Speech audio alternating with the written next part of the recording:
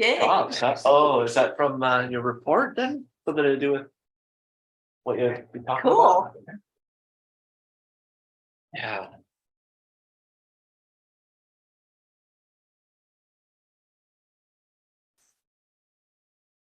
Yeah, I'm gonna, just an FYI, I'm gonna start the recording, or I'm gonna start recording with 4 minutes. A little early. Yeah, just so I don't forget. He said he can't get in on the Zoom, doesn't work for him.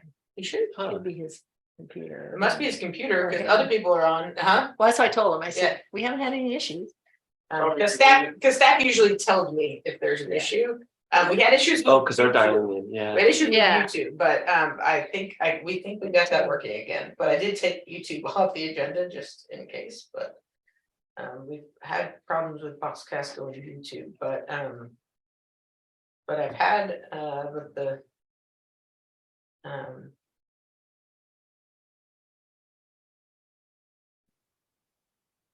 But Zoom's working. Yeah. No, Does he I need didn't- does he need a webinar from me? no. I didn't look at it, so. It could be operator error. Operator error. Yeah. He'll be on. Yeah.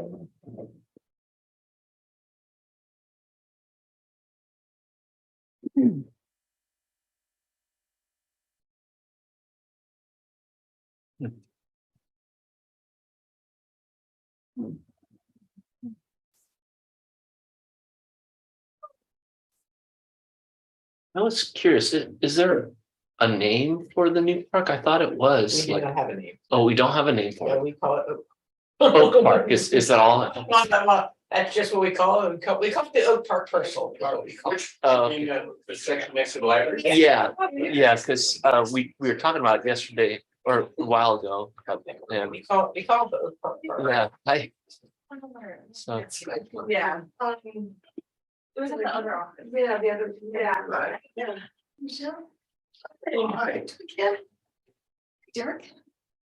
you know, when I did that scavenger hunt for the civic action, they did a little history, and I thought I heard that Dinosaur Park got its name by like a contest in which people submitted. So I'm wondering, maybe we initiate something like that. Yeah, we don't have a naming policy, so it's kind of. So maybe we have a contest. Yeah. I'm gonna use my. You're gonna use your, got it. Yeah. Yeah. Derek, whoever can donate the most money. Whoever can donate the most money, yeah. I think it's a naming rights. Nice thinking that you said. Whoops. Yeah, that's right. Yeah, I'll start to market that, as a premier of, yeah, Quite a nice. we'll Yeah. have that as like a new sports field. So I did the last sponsored day, by, Crew, you know, did they end up like Republic staying Services. for they cleanup? usually, Was that? sponsor a lot. The Been Since done by a lot. breweries were gonna take everything home, I Right? have to, Yeah. we just have to get it back in. Yeah. So they can pull up actually after. So I will give them. 6:00, Okay, there we go. I I have everybody, copies. people that were at the tables And it will also. drink your beer, but outside, so we can play. What about the breweries? It's a little- it's Like a your little sons that light didn't have there, those, so.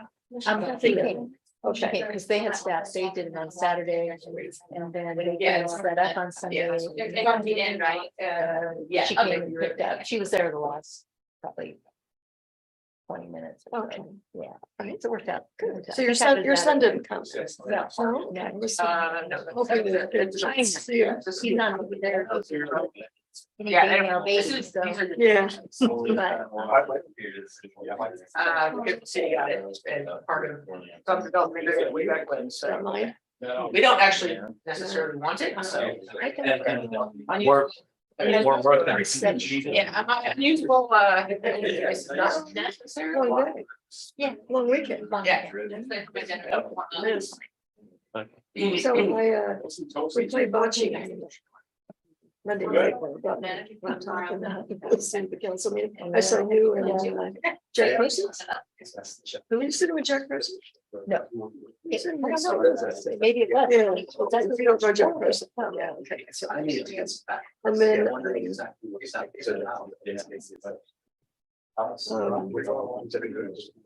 Hey, whoops, I was there too. He decided to be nice to you guys. Finish this on. Okay, okay, that gives us. Interesting. Did you make a comment on you being? But I also. No, they did. But They all so say- these are all the spaces where we don't have responsibility. Really, but. This Yeah. one. Or there. So we did talk to them, but they didn't. Remember initially.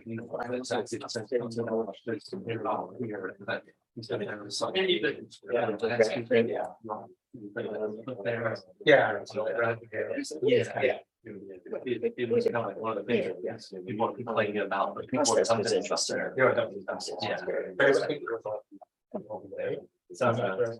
I guess So it's that's aspect. deciding to move part of this. It's all part of it. Like us, they just take it, and we didn't take anything off the Oh, table. yeah. Everything. You know, the tipping of the hat. No, I think that's fine. I think it was, in advance. Nobody set up chairs. The you need council to- really have a much area. Hey. And everything is sort of falling like a sandstone before they play by. You can have the stadium. Stadium seats. seating. Yeah. I'm just pulling out in front of.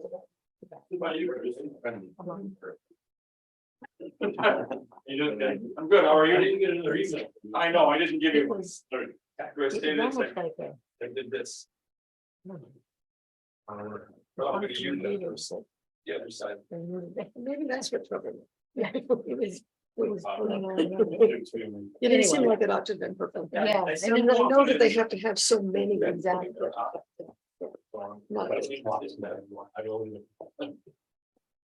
Are you set up the way you'd like to be set up here? I am. Okay, is there anything else we can add? Ribbons, balloons? He has brought show and tell. Water, yes. That's It's good. quite obvious. So we have these nice squares. They're mystery ones. Mystery, tell us so his presentation. Yeah, I know. But I didn't know. See what happens. Well, for joint sequoias, you'll have to wait. Is Bobby joining us tonight? I haven't heard from him that he's not. Alrighty, we'll hold on and hope to find him. Hey, Tom. I know. Great, how you doing? Good. Hi, Chris. We keeping you late? We keeping you late? No, gosh. So I had assumed until I spoke with my fellow earlier today that our auditor would be here, and I set aside time today to review the audit. She says, no. No, he can't be on Monday. He And can't. then I thought, we should have slotted Chris back in. We had the opportunity. Yeah, and then by that time it was too late, so, yeah, Bobby's in place, so, yeah, by that time it was too late. To get our stuff together, so I was like, yeah, he's like, well, I could send something, I'm like, no, you need to come to present your audit, so. Bump you, so. And you're not gonna, then you wanted to send some other person. And thank you, I appreciate that. Especially since. We're gonna put you over there because we're gonna project everything, so. So we're gonna put everybody on that side today, so you're gonna be a little tighter, It's not only setting the table, you're actually rearranging those. Yeah, he did. Oh, really? Oh, wow. No way, yeah. You just get back to there. Yeah, so down there, I don't have all the same. No problem, my allergies, I rolled down the window and. All of a sudden, we're just like. Well, it's Kevin Kennedy and Corey Riley have found it around the well. Using hers.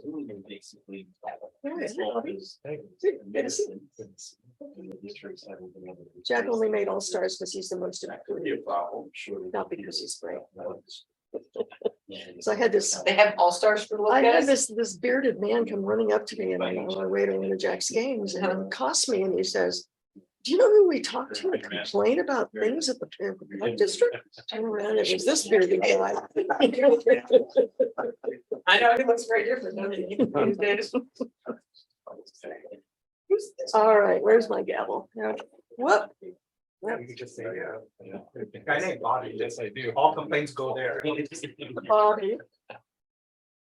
All right, let's call to order the meeting of the Pleasant Hill Recreation Park and District Board, Park and Recreation District Board of Directors for Thursday, May 25th, 2023. Members of the public are welcome to attend our meetings. In fact, we strongly encourage them to, although they rarely do, but we would really love members of the public, since we're being videoed here, to attend one way or the other. Attending in person or attending via Zoom. The link is on our agenda, and if you don't want to do the video, you can do audio. You can also call in the numbers that are listed in our agenda. So again, we welcome and invite public participation in our meetings, and glad to see at least one member of the public here tonight. Right. Okay, moving into our agenda. Let the record show that all members of the board of directors are present, and pledge of allegiance. Here to Bobby, would you lead us in pledge? The joke. I pledge allegiance to the flag of the United States of America, to the republic for which it stands, one nation, under God, indivisible, with liberty and justice for all. Thank you. All right, this is the portion of our meeting, public comment, where any member of the public is welcome to address us on any item not on our agenda. Any members of the public present? Ken, did you have anything you wanted to speak on that is not on our agenda? You are on the agenda, yes, but anything else? Okay. Michelle, do we have any raised hands or? We do not have any raised hands and no emails. Okay, then we will close public comment and move to item number 4, reports and presentations. This is an exciting one. Secretary Tran has been to a meeting at district expense, and he's going to be telling us all the wonderful things he learned. I will, Welcome. and I even have a presentation. And I'm gonna get that started. Can someone yeah. do that first? Sure. Uh-huh. Presentation and Fox.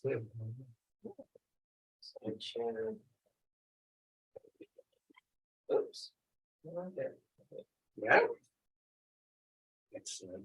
Thank you. So good evening, everyone. Last week, I attended the 2023 California Association of Parks and Recreation District Annual Conference. And given that district funds for use, this is my report on some of the things I learned while at that conference.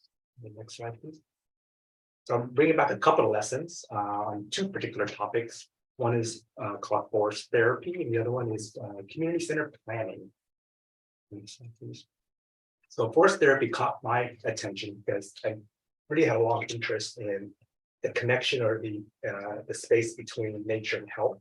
And forest therapy is one branch, I guess, pun intended, of these practices that leverages both wellness as well as nature therapy and combines the two. This particular exercise at they call it RPD or just CARPD? Yeah, it's CARPD. Okay, Yeah. CARPD. Was led by Blake Ellis, as a social worker. She's also the program manager of the program at CSU Chico, and does forest therapy. And this is a collaboration between CSU Chico as well as the Paradise Recreation District. It's kind of an interesting collaboration because the people who are under this program are actually employed by the district, but they're paid by grants and funds from CSU Chico. So the monies and the training actually comes from the university and not the district itself. It's kind of an interesting collaboration. And so back to forest therapy, what is it?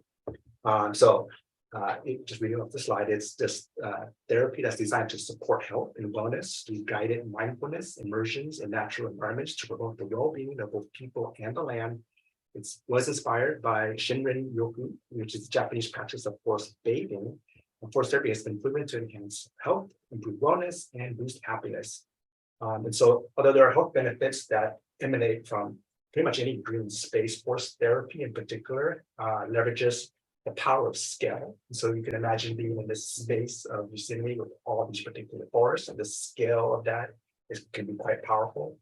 The trees communicate with one another, often synchronize their rhythms together, and they will give off these phytohormone, the hormones that trees give off en masse that helps not only protect them, but the surrounding areas.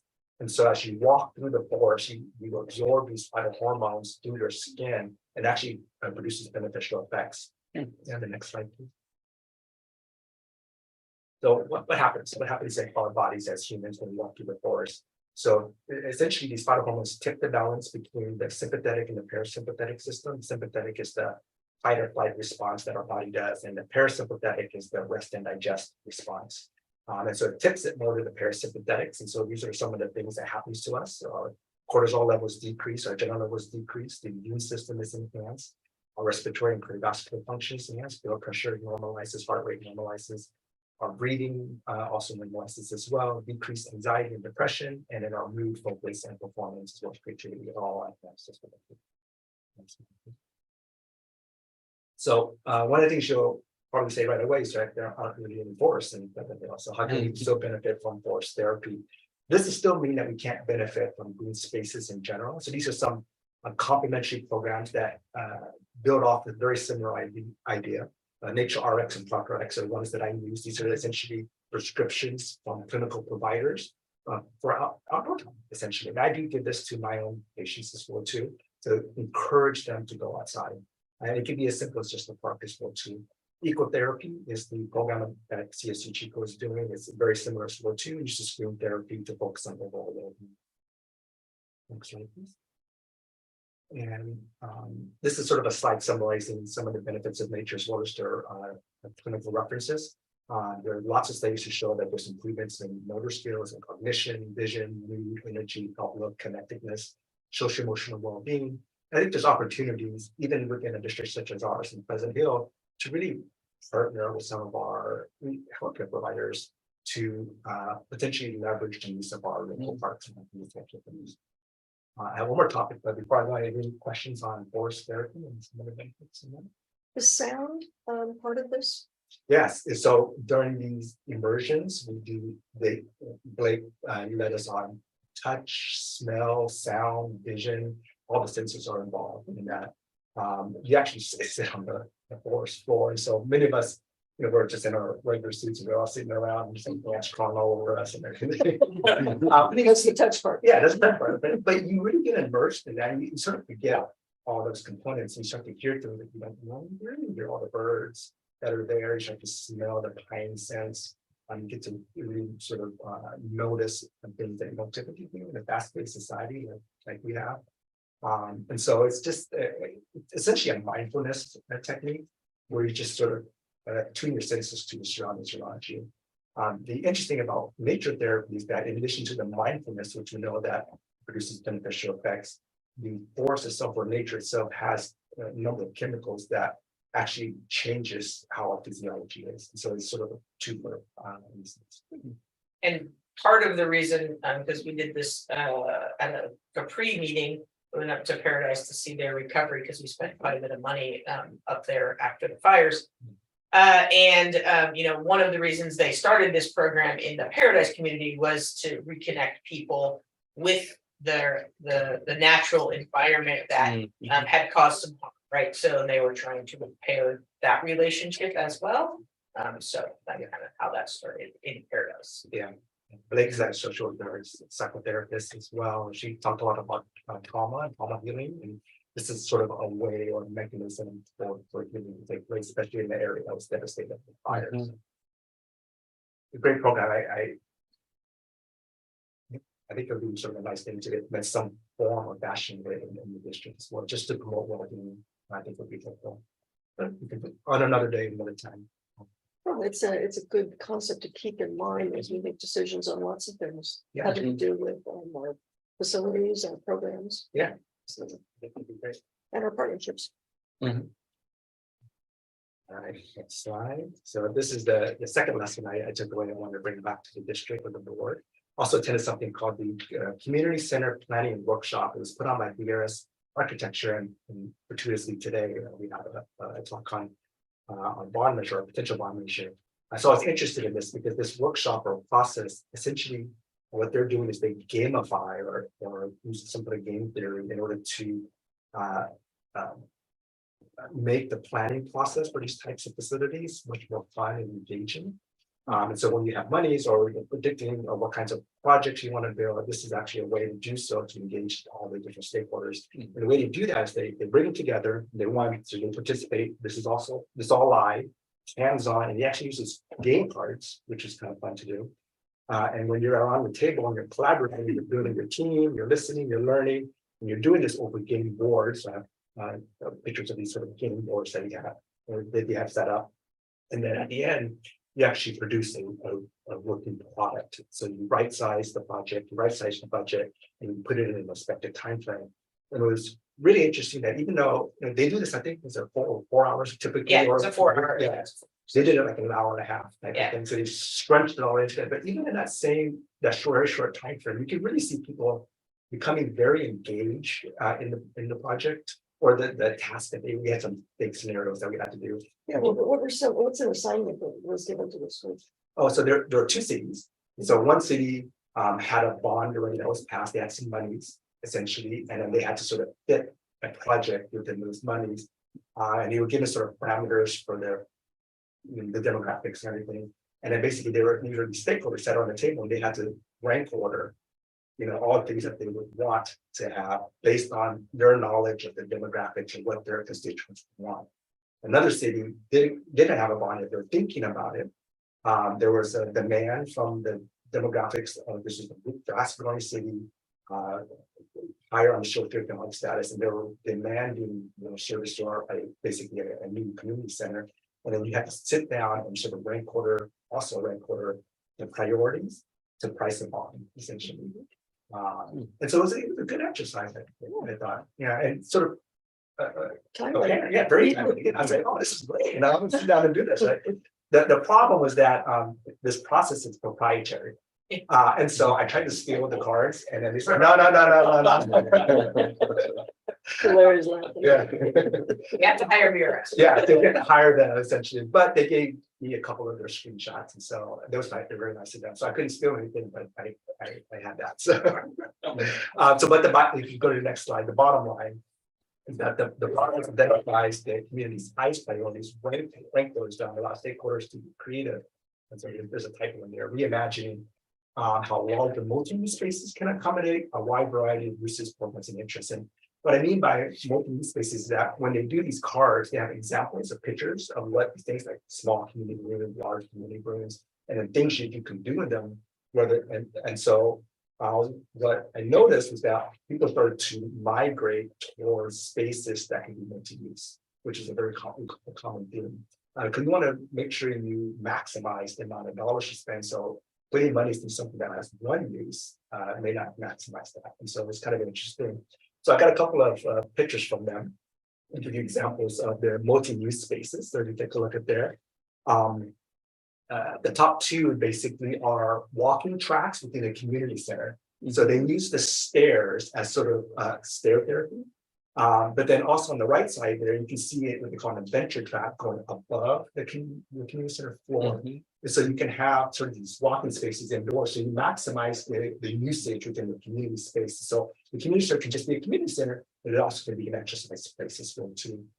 On the bottom left there, this is sort of a lobby area. They had a sort of an activity hub where it's a multi-use space and you can put stuff in there for kids to kind of do, but you move it away. They're very movable, so that you can use it for other things as well too. The bottom right there, so this is sort of a smaller room, but you can see that they utilize every inch of that space, even the ceiling, right? So instead of just a ballroom or a space to do yoga or anything, you can actually use the ceiling to do various types of fitness or exercise things. So I maximize the use of space. Next slide, please. On the left, upper left there, you have sort of rooms to be used in multiple different ways. This is a birthday party, so you can maximize rentals, but also use for other reasons. Top right there, they have the indoor play space that was in the center of workout areas so that you can actually bring your kids to work out. So it's kind of a cool thing. They have 2 indoor pools there, so maximizing the use of that. They talked a lot about the liquid gym. And so instead of just thinking about it as a pool, it's actually a space that you can utilize. So on the bottom left side, you have people doing yoga in the pool on these boards, basically. So they're doing other types of programming in the pool, which is kind of cool. And on the bottom right side, And you see, again, utilizing the space above them, so with these bars, rings, and other things, a fitness type of event with the pool. So kind of maximizing use of the pool spaces for you. Next slide, please. So the final slide in this is that if we ever did an indoor gym at some point in time, we probably would talk about how do we make it a multi-use space. And so there's different things which are traditional basketball type things. But you can think of many different things that you can temporarily resurface even indoor spaces. So they talked about baseball being played indoors. That's a big grass. They're just kind of rolling out there. Talk a lot about esports, but and I guess there's a new thing for teen center. Yeah, you're not at senior center, but yes, which is okay. Yeah. But Multi-use spaces, yes. which is great. But you can combine some of those aspects. And so the bottom right is basically is using the indoor gym, the wall side of it.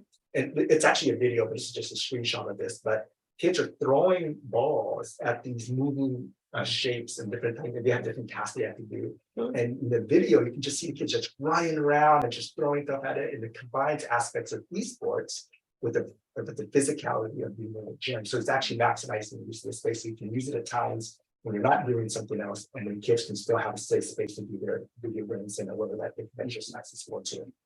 So those are the ones I was able to steal from the early stage of the use of that. But sort of thinking about as I went through that exercise, really thinking about if you're either given a set amount of money or you're trying to set some amount of money, how do you maximize or optimize that in ways that can satisfy the most number of constituents or their needs as much as possible. So I bring that back for you guys to think about. Maybe one day I can actually steal some of their cars, but I think they're good. So, but that's my presentation. Is there any questions?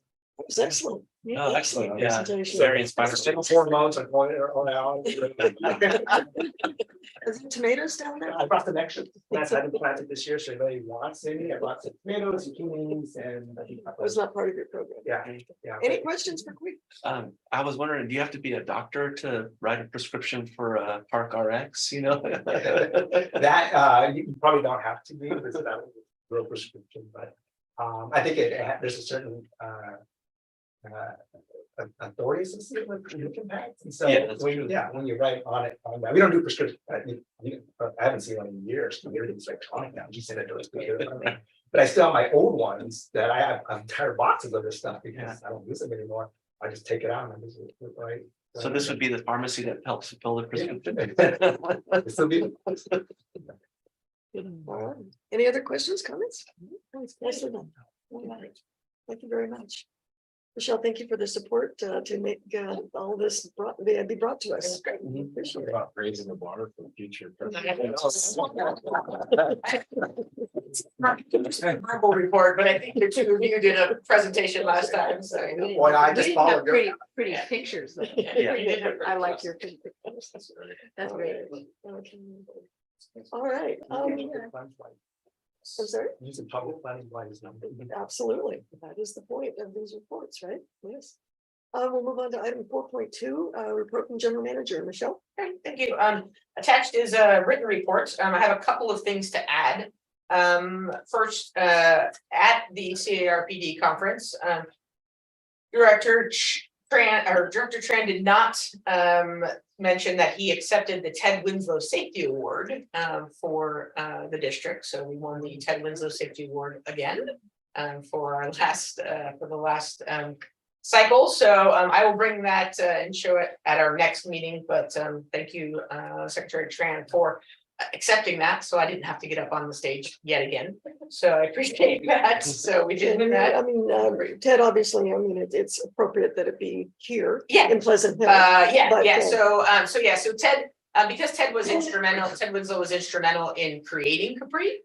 So Ted Winslow was instrumental in getting all of the Rec and Park districts to come together and form a JPA. Because of his previous experience in the insurance industry before he became general manager of the Pleasant Hill Rec and Park District, apparently. So he got all of this together. So the safety award is named after him. So if you receive an excellent during the cycle on your safety checkup, basically you win the Ted Winslow Safety Award. So we won it again. So to have that, so, I do have a picture of it too. yeah, So. so we have that, so. Cool. And then the luau, the family luau is tomorrow at 6 o'clock at the senior center. Anyone who would like to stop by and join in on the fun and, you know, take a look, you're more than welcome to do so. We have a few there was a few extra spots. So please stop by if you are interested in seeing some of that. I sent an email about the 4th of July, so I have a few of you who have let me know that you are interested in riding in the parade as a director. So if you haven't, please let me know so we can figure out our entries for the 4th of July parade. Are we doing vehicles with the train? Or We haven't, it depends on how many of you we have, so we're probably gonna go with vehicles is what we are hoping to do for directors. So that's what we're planning on, so that's why we need to know as soon as possible. So, I'll have 4 littles. okay. I like the train though. And you like the train? Yeah. But It's not the same train as you saw it. Probably the best. Oh. and Derek said yes to you, right? And Sandy said, probably you gonna be in town? You're back, that's fine. So great, and then just, I didn't include it in the manager's report, but the offices are closed on Monday, May 29th, in observance of Memorial Day. So that's why that. So with that, I'll take any questions. Any questions from Michelle? All right. I have them. Sandy.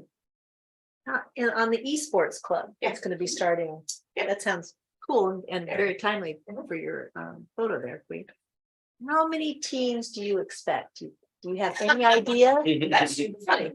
Well- No, we have no idea. So teens are a difficult bunch to predict. Yes, So you know, so we're gonna run it, I believe, Nicole, as with just as few as we get, right? So Yeah. Oh, sure. running it Yeah. For that, we can report back to you with how many. we That'll get. be fun. Yeah. Yeah, they are hard to predict. They're hard to predict. They say they want to come and then they don't. But the teen council is helping with this. So I think we'll get some.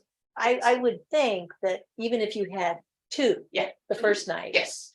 That as word gets out, Mhm. then things would, you know, it'll get. Yeah. bigger. Teens is a traditionally very difficult group to program for. Yeah. So Yeah, okay, well, it'll be fun to see we'll see. what comes up. Yeah, I have a follow-up. Why is it with the senior center and not the teen center? I don't know why they changed the senior center. I believe because, well. They begin at 6 p.m. and I'm not sure how long the camps are gonna be going, but it's probably having to do with The setup and the overlay. So yeah. And there tends to be better availability at the senior center in the evening.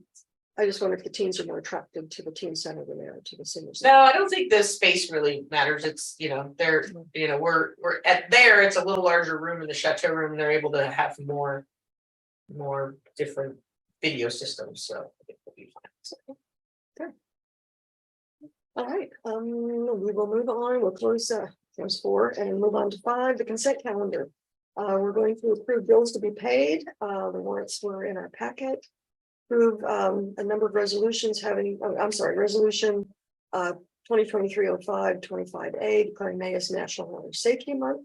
And then some resolutions having to do with ordering improvements for our assessment districts. Michelle? Yes, so Well, actually, it's a consent item, but anyway, did you want to? I don't have anything to propose add. Anything at all? The only thing I want to say is Secretary Tran asked me to bring a map with the assessment district properties identified. So this is the map we had. He wanted something as far as the city goes. So these are the properties that are all Valley High. These ones right up in here, so up in this corner. And then this is Woodside Hills 1 and 3. So these are the properties we're talking about. These ones that are kind of colored in up here, and these ones up there. So so those are the Valley High properties and the So the fact that there are other things colored up there, we should ignore. That's you not. can ignore that. These are all of the things that either Tom or the city is responsible for. So this came from Tom's office.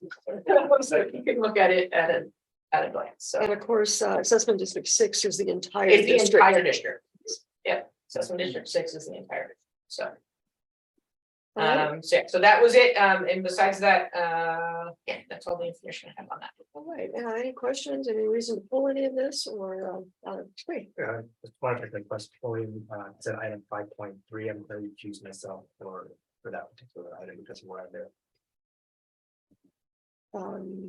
okay. You're in that assessment district. Yeah. I respect your recusal on that. Michelle, is that, can we talk a little bit about the 500-foot issue and what the parameters are for recusing ourselves? Because you have to, you can still be within 500 feet, but. You can, you know, So long as but there's it's no up to benefit to the your individual, property. yeah, so it's up to the individual board member to determine whether or not they feel that they have a conflict. And so, you know, so if you, you know, if you're within 500 feet, and you know, you don't individually benefit, so you're not in the assessment district, so you're not paying into the assessment district, and so you are not affected, and it's for the general good of the district.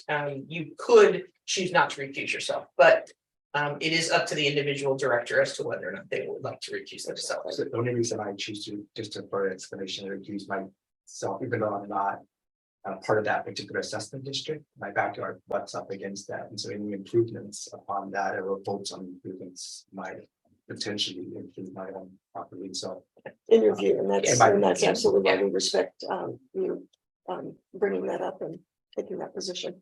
I don't know if that is something, you know, sort of a new concept for you, Derek, that. you No, have I any heard about it questions initially, you know, given where I'm at, you know, but I don't think I'll have to recuse myself from.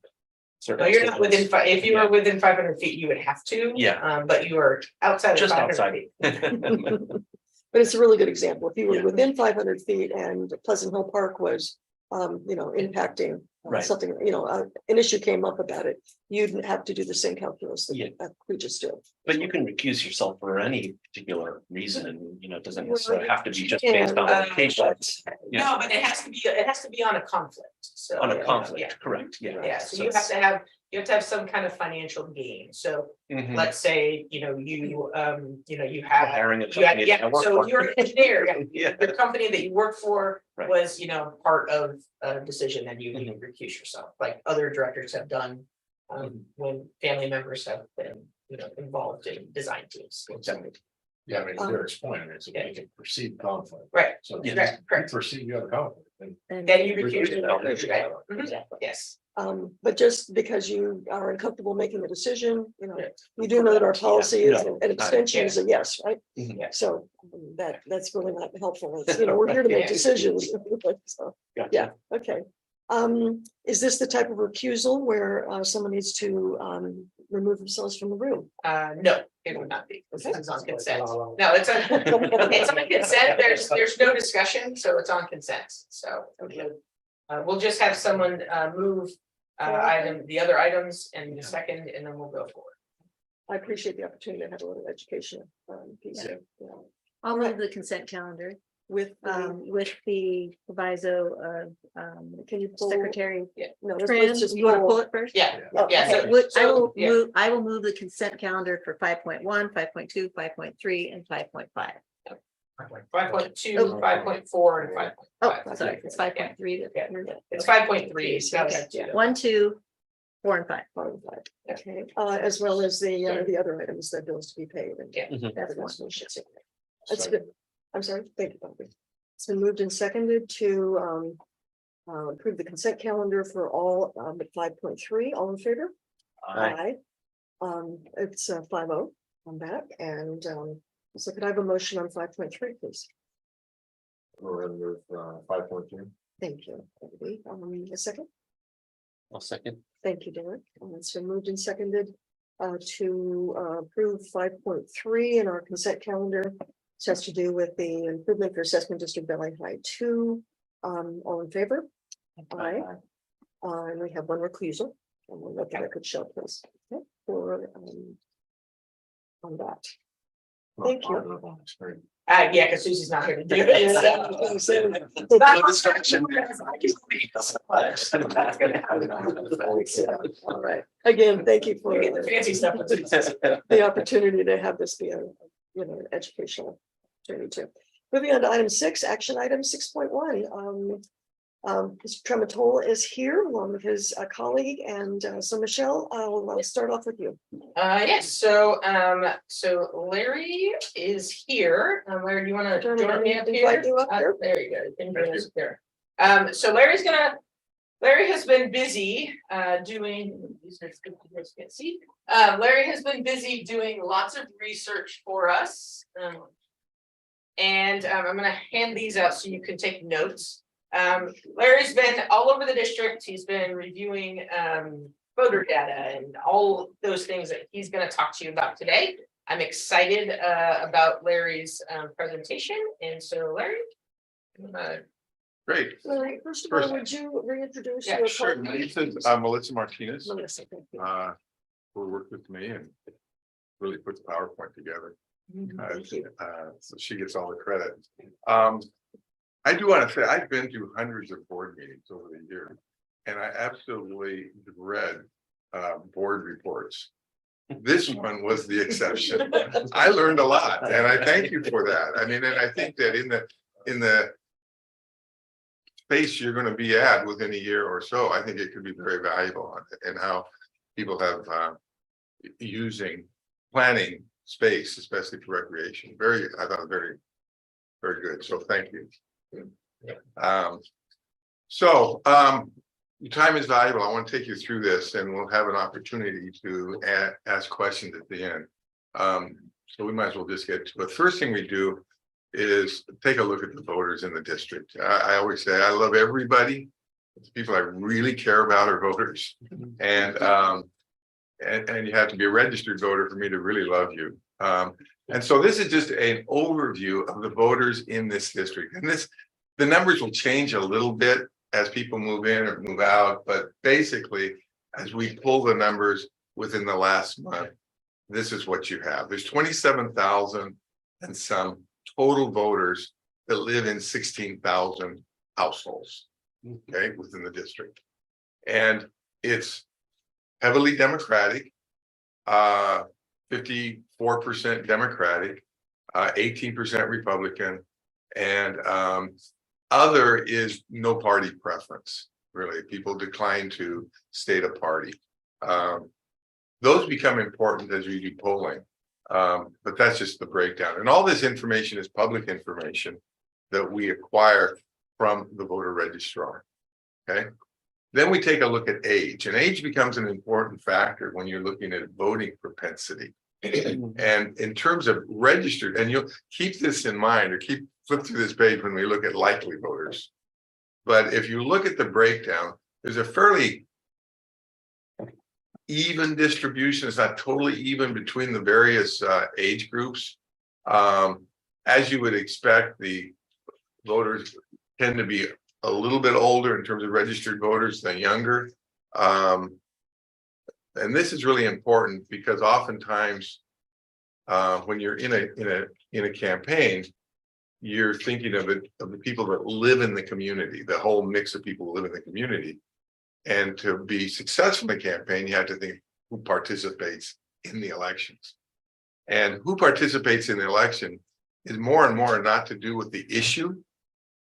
Like there's very few issues that pull people out one way or another.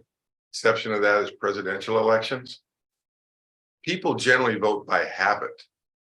And so we can track how people vote based on how they have voted in the past, not what they voted on or how they vote on this particular measure, but whether they participate or not. So ethnicity, I don't think there's any surprises here. 60% of the registered voters are white, 18% kind of are mixed or don't choose to say what they are. Small number of African American, 10-12% Hispanic, and 9% Asian. So next. Now this is interesting. Now this map is a little confusing because since your last election, precinct lines have changed a little bit, not a lot, but they have changed a little bit. So one of the things, thinking forward, our basic bias is thinking that people generally vote for things within their neighborhood. So precincts become very important, the voters in that precinct. And so we've done an analysis of how each precinct voted in various elections, and it's very insightful. But these are the precincts. And I mean, if I had my druthers, whenever we do an election here, I would love to have a team of people within every precinct communicating to the people in that precinct. Of course, a lot easier said than done, but that would be the idea. And so the precinct boundaries make some sense, generally speaking, but these are the ones that the county uses. Okay, next. So then we take a look at the parks. So I was curious from a bird's eye view, where are voters in relationship to the parks? And this was fun because we visited all of them, and we got a real good look at each park. You know, some are pretty tiny. You know, the one over by that what they call Airplane Park or whatever. It was almost as big as this conference table. Yeah.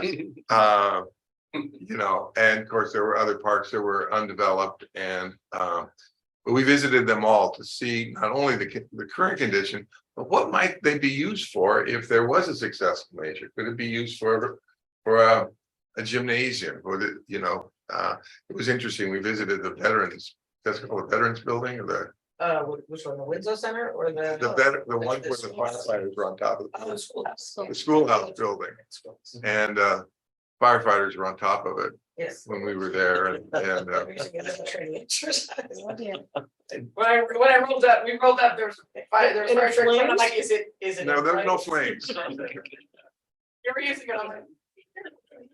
Yeah, but it was interesting to see the spectrum of all the stuff that you deal with, you know, from the brand new senior center and seeing the incredible activity going on in there to other places that are either not abandoned. Abandoned means you've forgotten about them, but not utilized anymore. They're like that.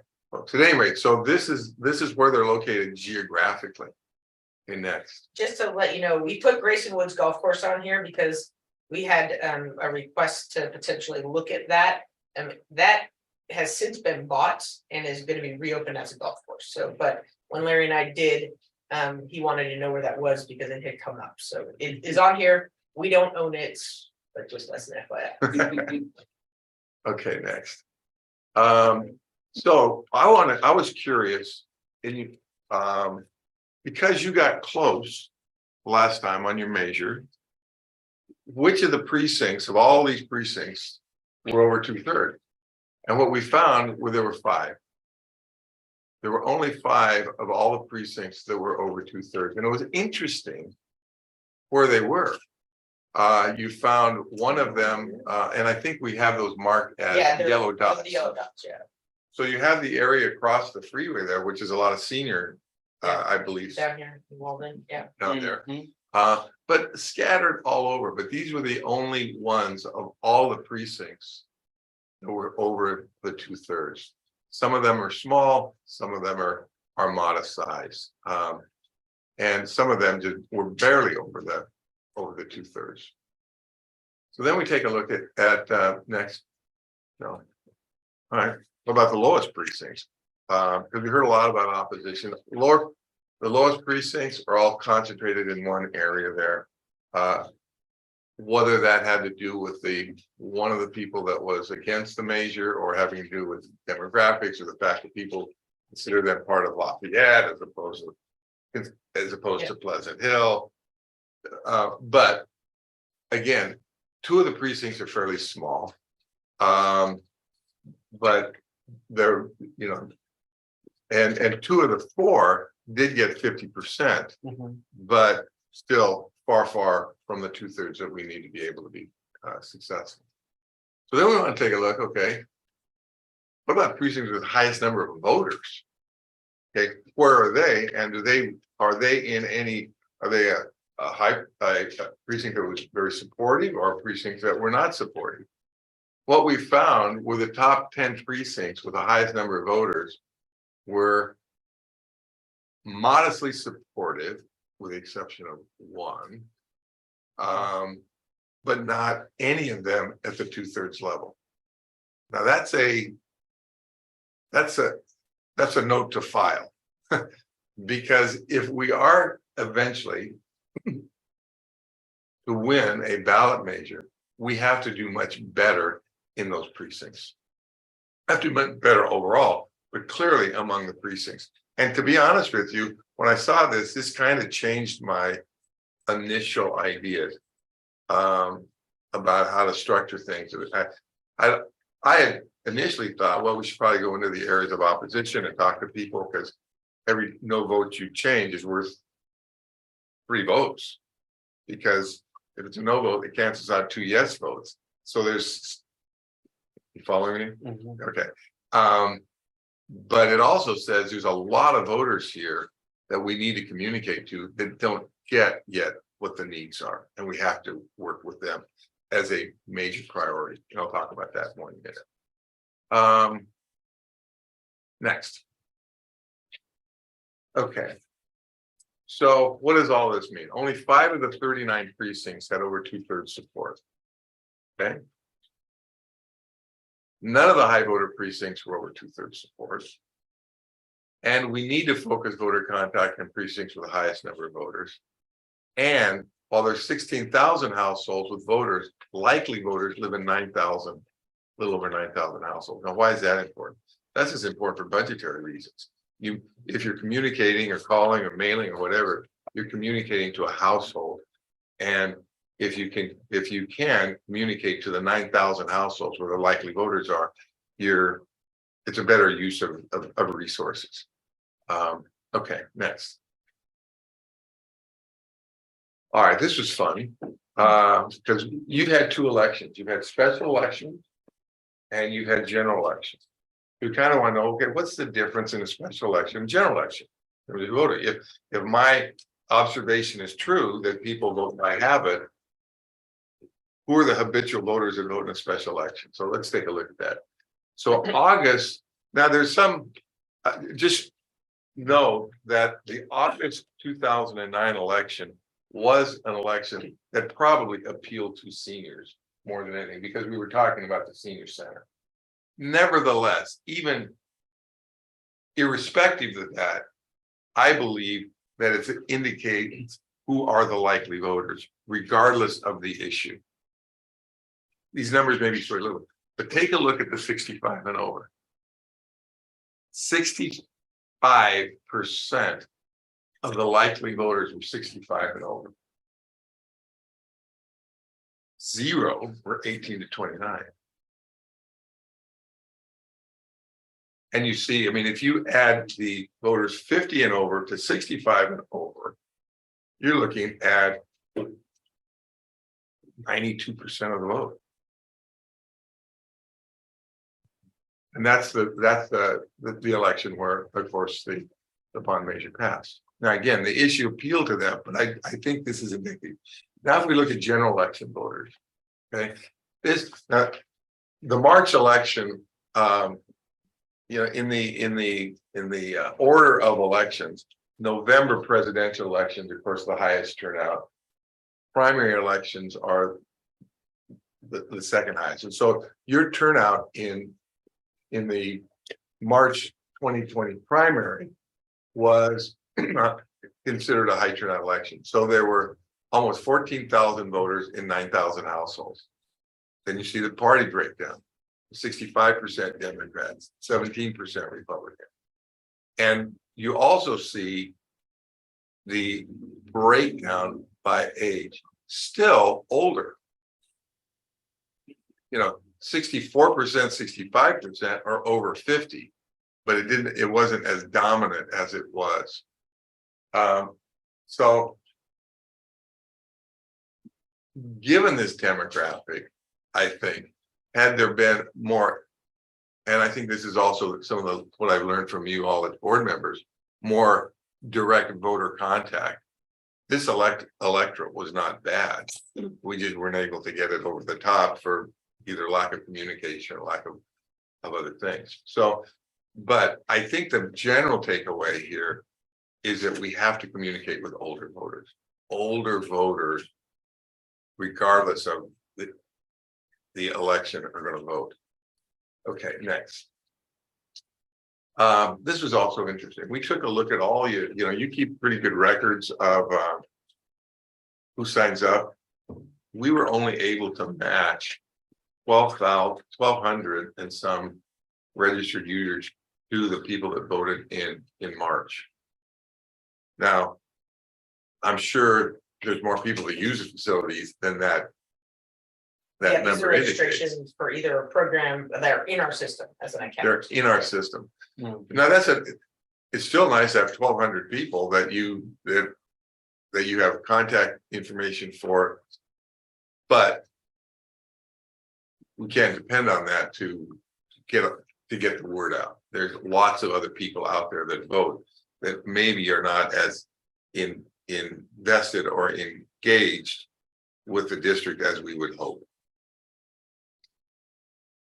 Okay, now this is March. This is just basically, yeah, Ask a question. Yeah. I'm wondering how this information came about. I mean, I would think PHBA alone would exceed 1,235. Yeah, well, we don't have individual households for PHBA, so these are just the people who are are registering or renting a facility through the district itself. so there's So, a limit, yeah. yeah, there's a limit to our Yeah, acquiring data Yeah. of yeah, that, yeah, so yeah. we didn't ask PHBA for, address file to, to match up Okay. either, so. Okay. So I'm this just trying to know yeah. what this means, because it's pretty daunting. Yeah, Yeah. no, this is just the people that that are in our system that have come in and registered for something, or rented a But facility. there's an opportunity here because it's gonna be our baseline. I would hope that once we do some recommendations about what we want to do to communicate to people, we could double, triple, quadruple that number. People maybe wanting more information. Now, this is just a breakdown of how of that number, based on age, party, and again, it's a lot of old voters. Okay, so what's next? All this stuff that was done over several months and numerous weeks and what's next moving forward? For us, communication is really the important step.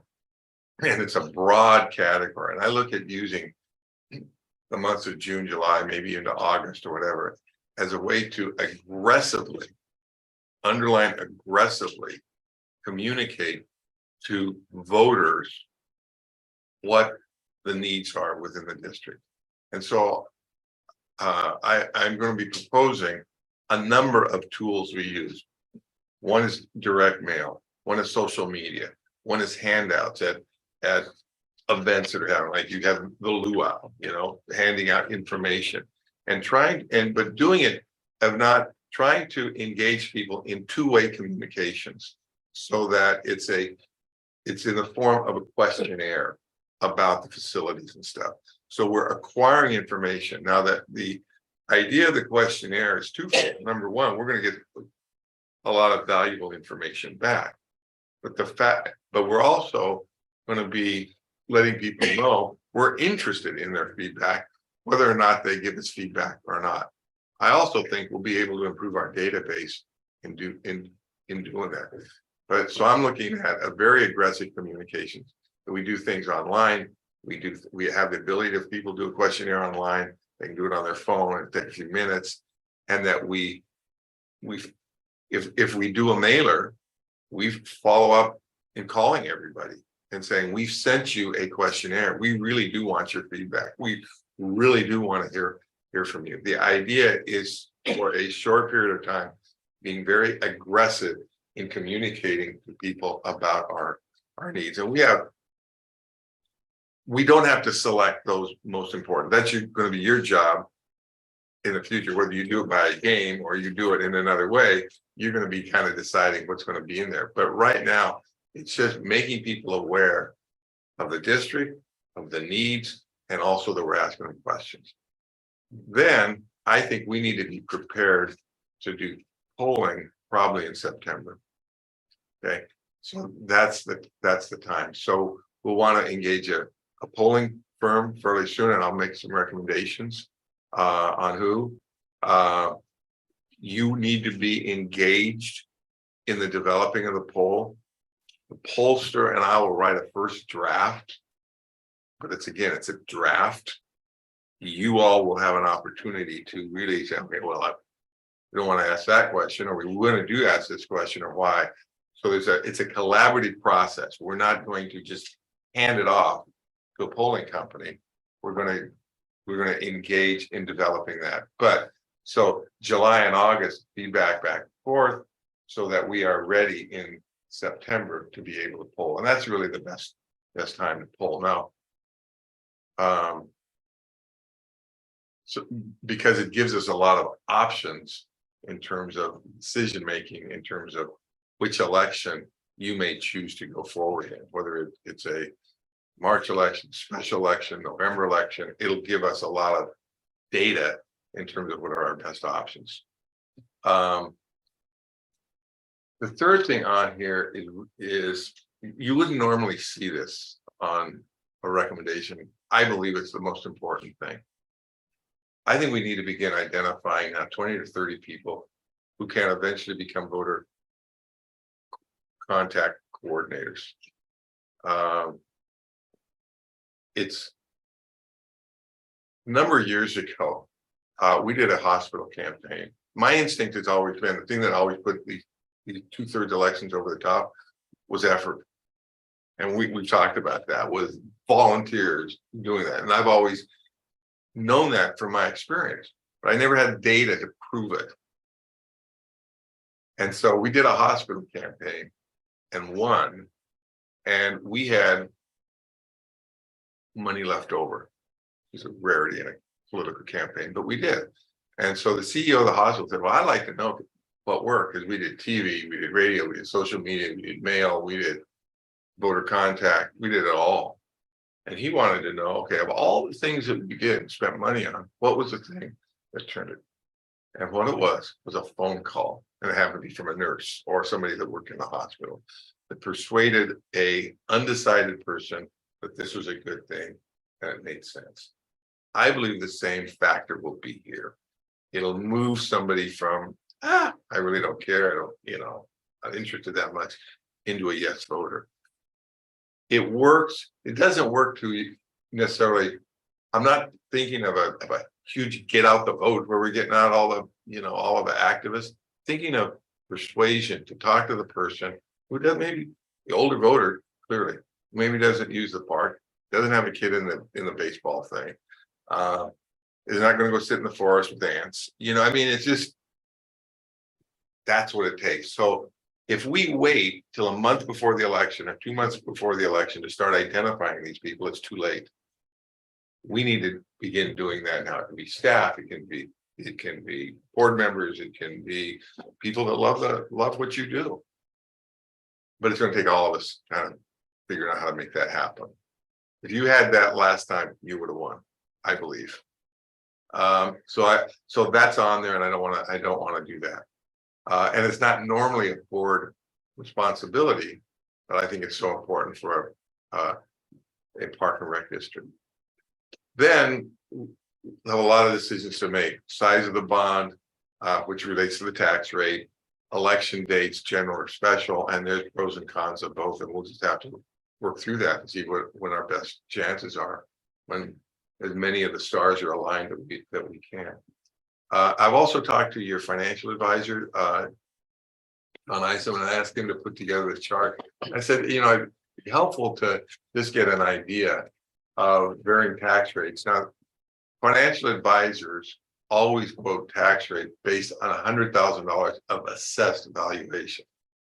Now, most people don't think of assessed valuation; they think of market value. But that's so we need to educate people about that. But so for an increase of $5 for $100,000 assessed valuation, you could generate 17 million. For $29, almost 100 million.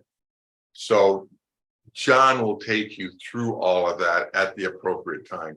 This is important for us as we look at polling eventually, so that we can kind of judge whether or not there is interest and at what level the interest is. And there's a big variation, as you can see, between a $19 tax rate and a $24 tax rate. Huge difference in the amount of money that it generates.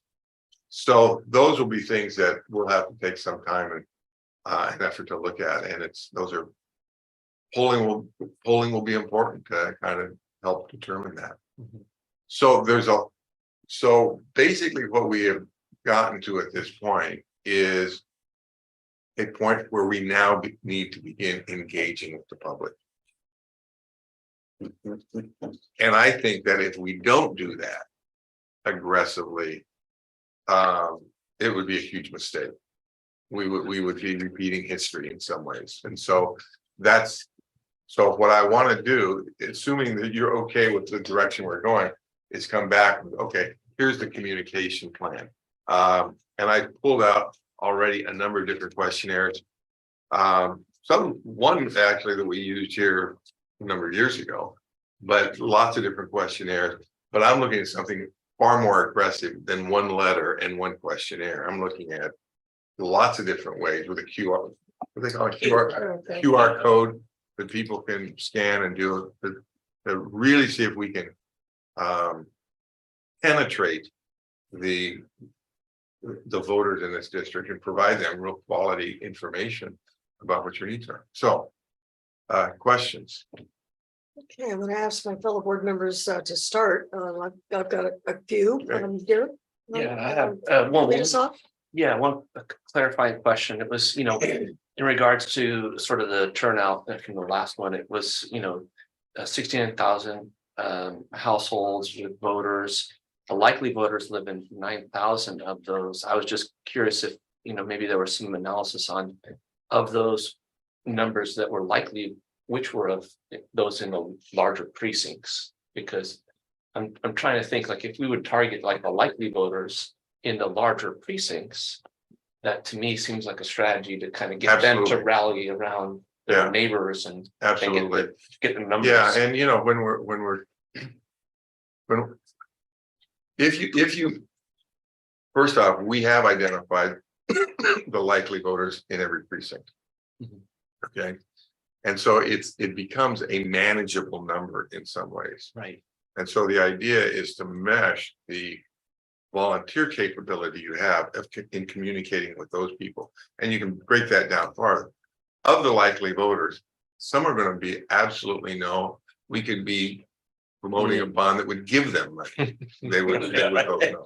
Okay. Gotcha. There's going to be some people who are yes no matter what. Our sweet spot is those people in the middle, and so it becomes it's a finite number, and that's where the voter contact becomes important. But we have that broken down by precinct. The other thing I was considering in terms of strategy was, we had 1,200 residents or 1,200 registrants with Park and Rec District who voted in the last one, and I'm wondering if we might be able to break that down further, into the various precincts, but that becomes sort of the baseline then of those 1,200 who voted that are registered district participants. Would they then become the activists? You're way ahead of me. Okay. Or we've had this same conversation. It's not a direct. We can't assume those 1,200 people are going to become activists. Yeah. Okay. But we can assume they use a facility, they're connected with the district, and a request should be made to them to see if they would participate and do it. But it's really a beautiful first target of folks. And then the last question I have was just about if we're ready to start approaching the public about this. I feel like there's a little bit of an initial step just to make sure that we've got the appropriate messaging and consistency amongst how we might be able to communicate that with the public. So we've got, obviously some needs, but maybe drafting up some, just talking points. Yeah. You know, so that we can all adopt those and kind of be consistent in our interactions. You're right, and I think the next time we get together,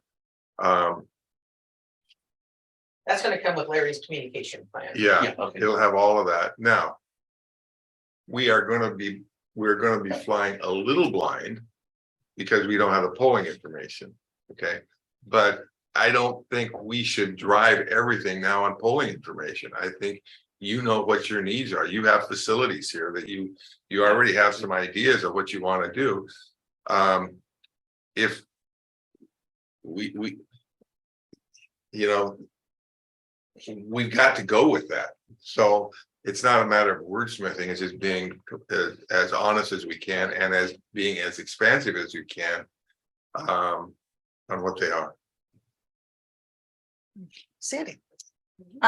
We do have coming up and are you still in Civic Action? Mhm. Okay, we've got 8 concerts coming up, Right. starting this Sunday between Memorial Day weekend Sunday and ending on September 3rd.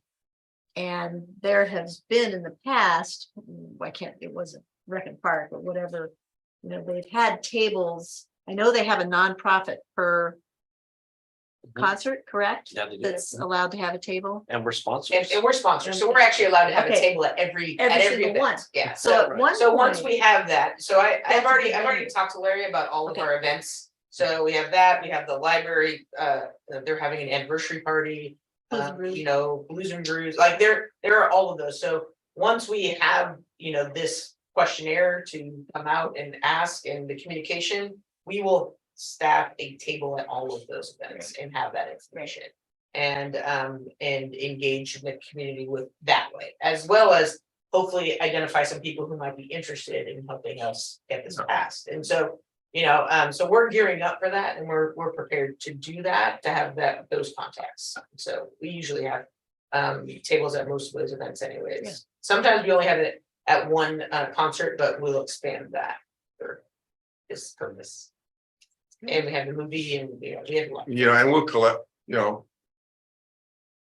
We'll collect a lot of information, from a lot of people, some may not even live in the district and stuff, so this is not scientific, it's just a way to do outreach and communication. And we'll try to track as much as we can. And I will, and in addition to the individual events and individuals who might come in contact with. Part of the communication plan, once we have this questionnaire that is to engage with all of our major community groups, so PHBA, PHMSA, all of those. And talk to their boards and see what it is that they need and get them to fill those questionnaires out. Dolphins and all of those folks that we think could help us, you know, could benefit from the bond, right? HBA is gonna, and PHMSA, we're gonna build, you know, couple new baseball fields and a soccer field, so so hopefully we'll get them engaged. Robin?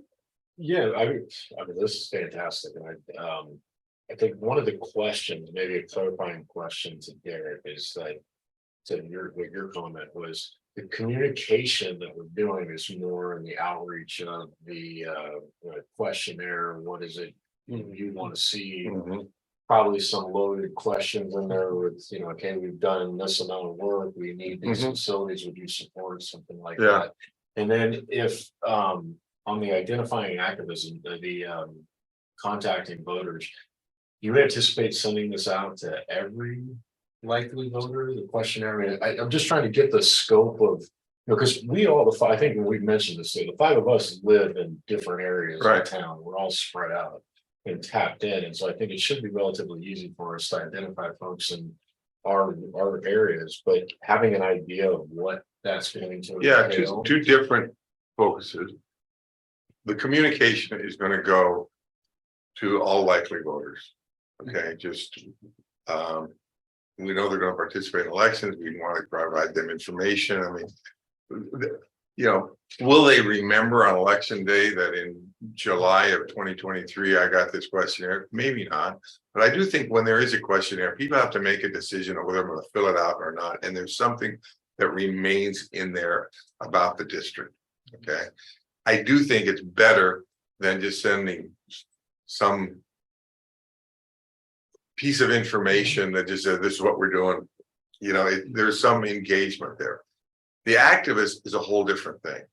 The activists are really trying to identify who do you think could work in these precincts. Now, if I would love to see one person per precinct, I would be over the moon if we could develop a little team within each precinct.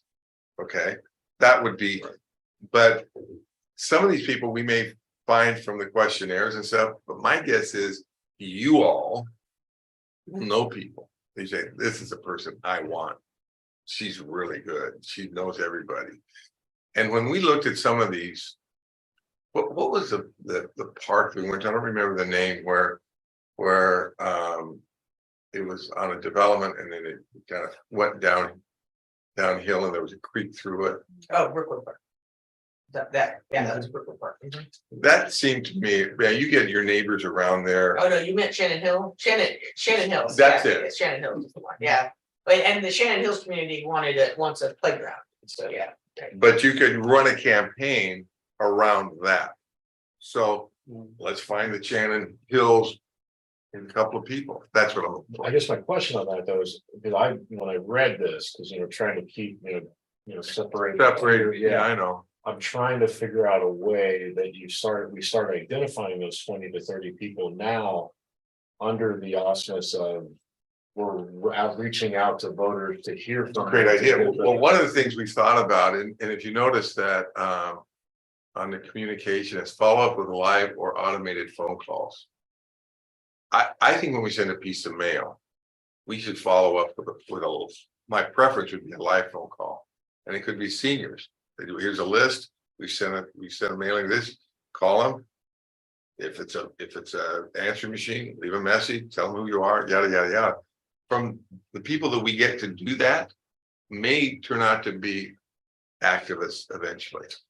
Yeah, because I love, I mean, I love this concept of reaching out to people with the idea of, hey, we want to hear from you. Yeah. And reaching out to them in different ways. I love the idea of the questionnaire and then the follow-up. And I think that, to your point, I feel like even getting a questionnaire in the back of your head, you've got a questionnaire, you either filled it out and therefore, hey, they're going forward with what I told them Right. to do and you're in it, or you didn't fill it out and like, well, I had my chance, but I still support it. But I like that of then, continuing, then moving on into whatever may happen. Yeah. Then that group, kind of may choose to transition into the next step.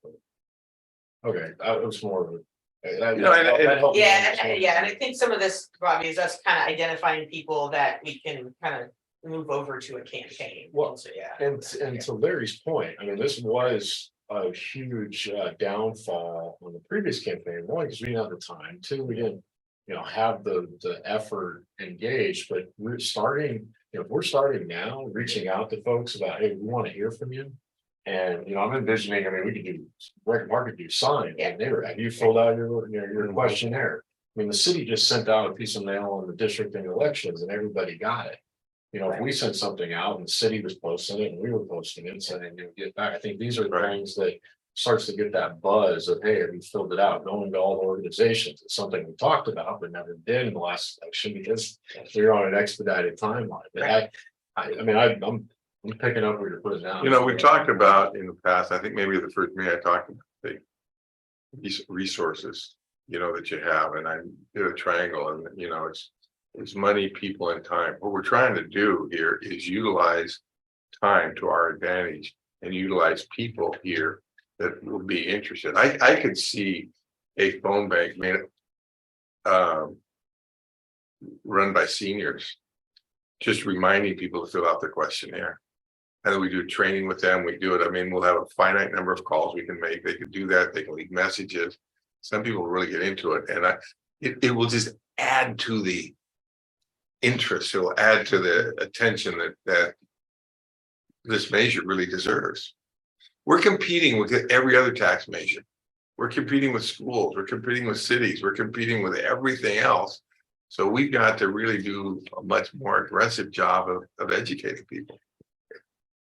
Because just thinking that it's almost, this is intriguing to me because I feel like it's going to be a lot of work, but you got to work to get it passed. And so in that vein, if you're finding that you can get people in every precinct, I mean, imagine we had.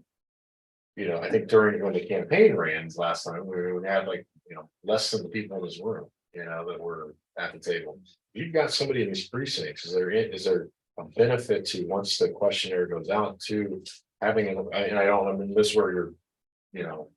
Walk, as long as your messaging is, you know, you're going door to door or in these precincts to get folks to. You have nothing on the ballot We have yet. nothing in the ballot. You've not Sorry. even voted. This is all Right. information. This is all information. We can, it's all information. Yeah. We have nothing on the ballot. We need to stop communications from the district except for education, once you decide to put it on the ballot. Right. Yeah. Up until that, we can educate, communicate, tell voters that we want their input on whether or not we should go, you know, to, you know, get input, that you can do all of those things until October when you make a decision. Ask you a question? Did you, is that allowed? Yeah, well, Okay, Ken. yeah, go ahead. You sure? Yeah, go ahead. During the last campaign, two things, during the last campaign. there No, was I won. One question, were the commercial districts blanketed with signs that would say yes on such and such? So that as people walk through downtown or wherever they were, they saw those signs. Not downtown, I mean, I think we had them in a couple of storefronts. Yeah.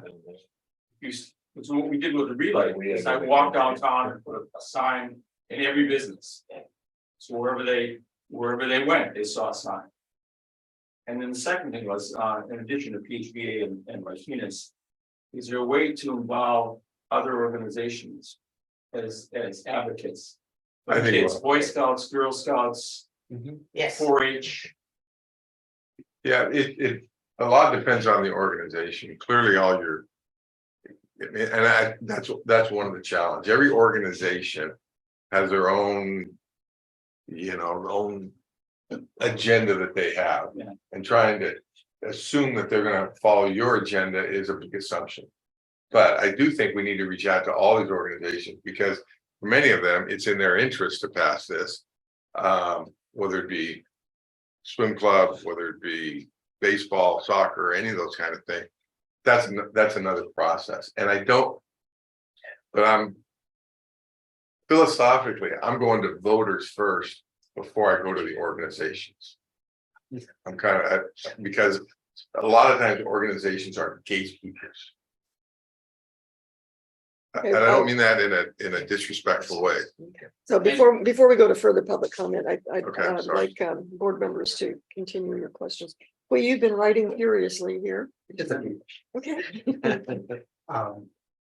Maybe just in general terms, where are the maybe voters distributed across the city? Is it sort of central on the outer edges? They're in that central area. You can see, they go back to where the vast majority are in those precincts with the highest number of voters. So, you know, we haven't done polling yet to see, okay, you know, are they men? Are they women? Are they more Republican than my guess is, since this is a heavy Democratic area, that there are a lot of people that have voted for school bonds and things in the past that weren't convinced on this one, the last one, for whatever reason. And it was just, it would have just taken a little bit more effort to put them over the top, but I don't know yet until we poll who are the swing voters. Okay. And then maybe this is not answerable now. I was gonna ask about the demographics of the precincts with the highest number of voters. If we can get you any information you want on a specific precinct. I can tell you for whatever precinct, the number of voters, the number of voters over 60, any of that. And if there isn't, and I would want to give that to anybody, any one of our teams or any one of our activists that was responsible for a precinct, and give them all the knowledge that we have of who's critical. At the point we campaign, if there ever is a campaign, then we would also tell them, here are the people we believe are the swing voters. here are the people you really need to communicate to. So you make the job a little bit more manageable for people. And then the final questions, probably a compound question, how closely you should be coordinating with the city. Just in, I'm also on the commission on aging, and we're finishing up our annual survey that goes out to all the Yeah. seniors, the senior club and senior center and everything, and so it would have been a nice tie-in. But how closely should we be working with the city in regards to this? And That's a good question. I don't know if I have a great answer. Well, I just in sort of a context of that, because they are heavily focused right now on needing to the district, and it's going to overlap with potentially any of our efforts now. And I'm just sort of wondering what the strategy could be if how closely we should be sort of aligning ourselves and working with the city when they're sort of focused on a particular thing right now. I think you gotta be focused on yourselves. That's the number one advice I would give you. Let's figure out what we're doing. Being respectful of the other entity, respectful of the city, being respectful of that, but trying to coordinate everything becomes, at this point, harder to do. Especially if others are looking at tax measures, which is not many public entities that aren't. So we need to, and we're not the highest pecking order. So we need to just be very mindful of, we need to do our work. Maybe one more question. I know we focused on the older population, which is the large population of people here in Pleasant Hill. We talked a little bit about racism, ethnicity, and there's clearly a difference in the special election and the general election on turnout. Because in the looks like in your numbers, the general election doubled the rate of people who are identified with one of the area groups. What kind of strategy do you sort of foresee? Is that just part of going to go on a general election, a special election? Is that something that should be part of the strategy? Or Well, you have to look at, okay, what are the options? When you look at 2024, what are the options? You have a March primary and you have a November general election. Those are the two general elections. March election in 2024 is difficult in the sense that it's the first week of March. It's hard to do any campaigning in the months of between Thanksgiving and New Year's, virtually impossible. People are not engaged. So you have a really short period of time to be able to do any sort of campaigning, and it's very difficult to get things going. You also we have no idea what's going to happen with the Republican Party. Trump, DeSantis, it could be a battle royal for them. It may bring out more Republicans. We don't know. Democratic primary and a blah. Looks like Biden will be the person. So those are factors. And when we're trying to get 2/3, those are factors we have to consider. And that's so March and November, they're factors way beyond us. Then we have an opportunity to do special elections, okay, which we have. And then the state gives us a couple of different dates. One's August and one's, and I can't remember the other date, but where you can do a special election. That may be a better option. We'll just have to look at that. Polling will help us determine that. The other thing is, we're in a November election, you're competing with everybody else for attention to voters too. I mean, they're just, your modest communication effort, because you're looking at campaign dollars, is competing against mega campaigns that have unlimited dollars in some ways to communicate. So those are all factors. And that's why I think that the special election, from what I see right now, is a better option. But I'm not there yet, but I'm leaning that way. just to sort of say it another way, if you're thinking about a special election, it's essentially for the white people to make the central court. Is that Not necessarily, It's because the advantage of a lower turnout election is you can turn out people that care about this issue. And you can actually reach other groups. So if your desire in a special election is to increase minority turnout, it becomes manageable, more manageable in a special election than in a general election, if they care about this issue. Something we can talk about. I know you're concerned about that, and I think we can talk about that. The only reason I think.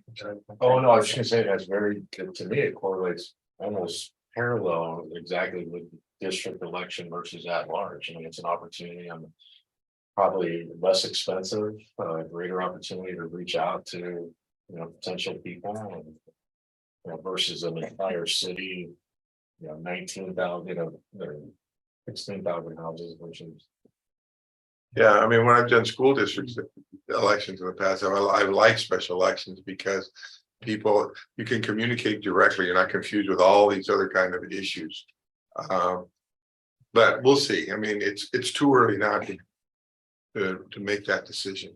Well, I only wanted to bring it up because as we're polling or targeting toward the likely voters and those who live or whatever it may be, we start to then develop a plan based around their feedback. And so if our target is the older white voter, then all of our projects will be to their needs and at the exclusion potentially of others. And so I just want to be sure that we're careful. That's And because then the ethnic may not come out. But what we want to do in this period of time is communicate aggressively to the ethnic population.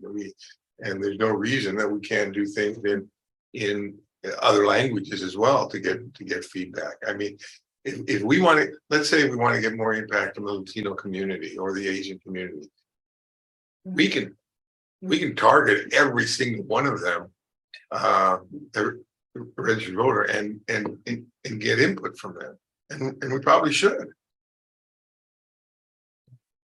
Thank you. Wait for the plan, wait for the bigger phase plan, and we'll deal with that. And I have heard you loud and clear from our conversations that we have had, but also looking at the data.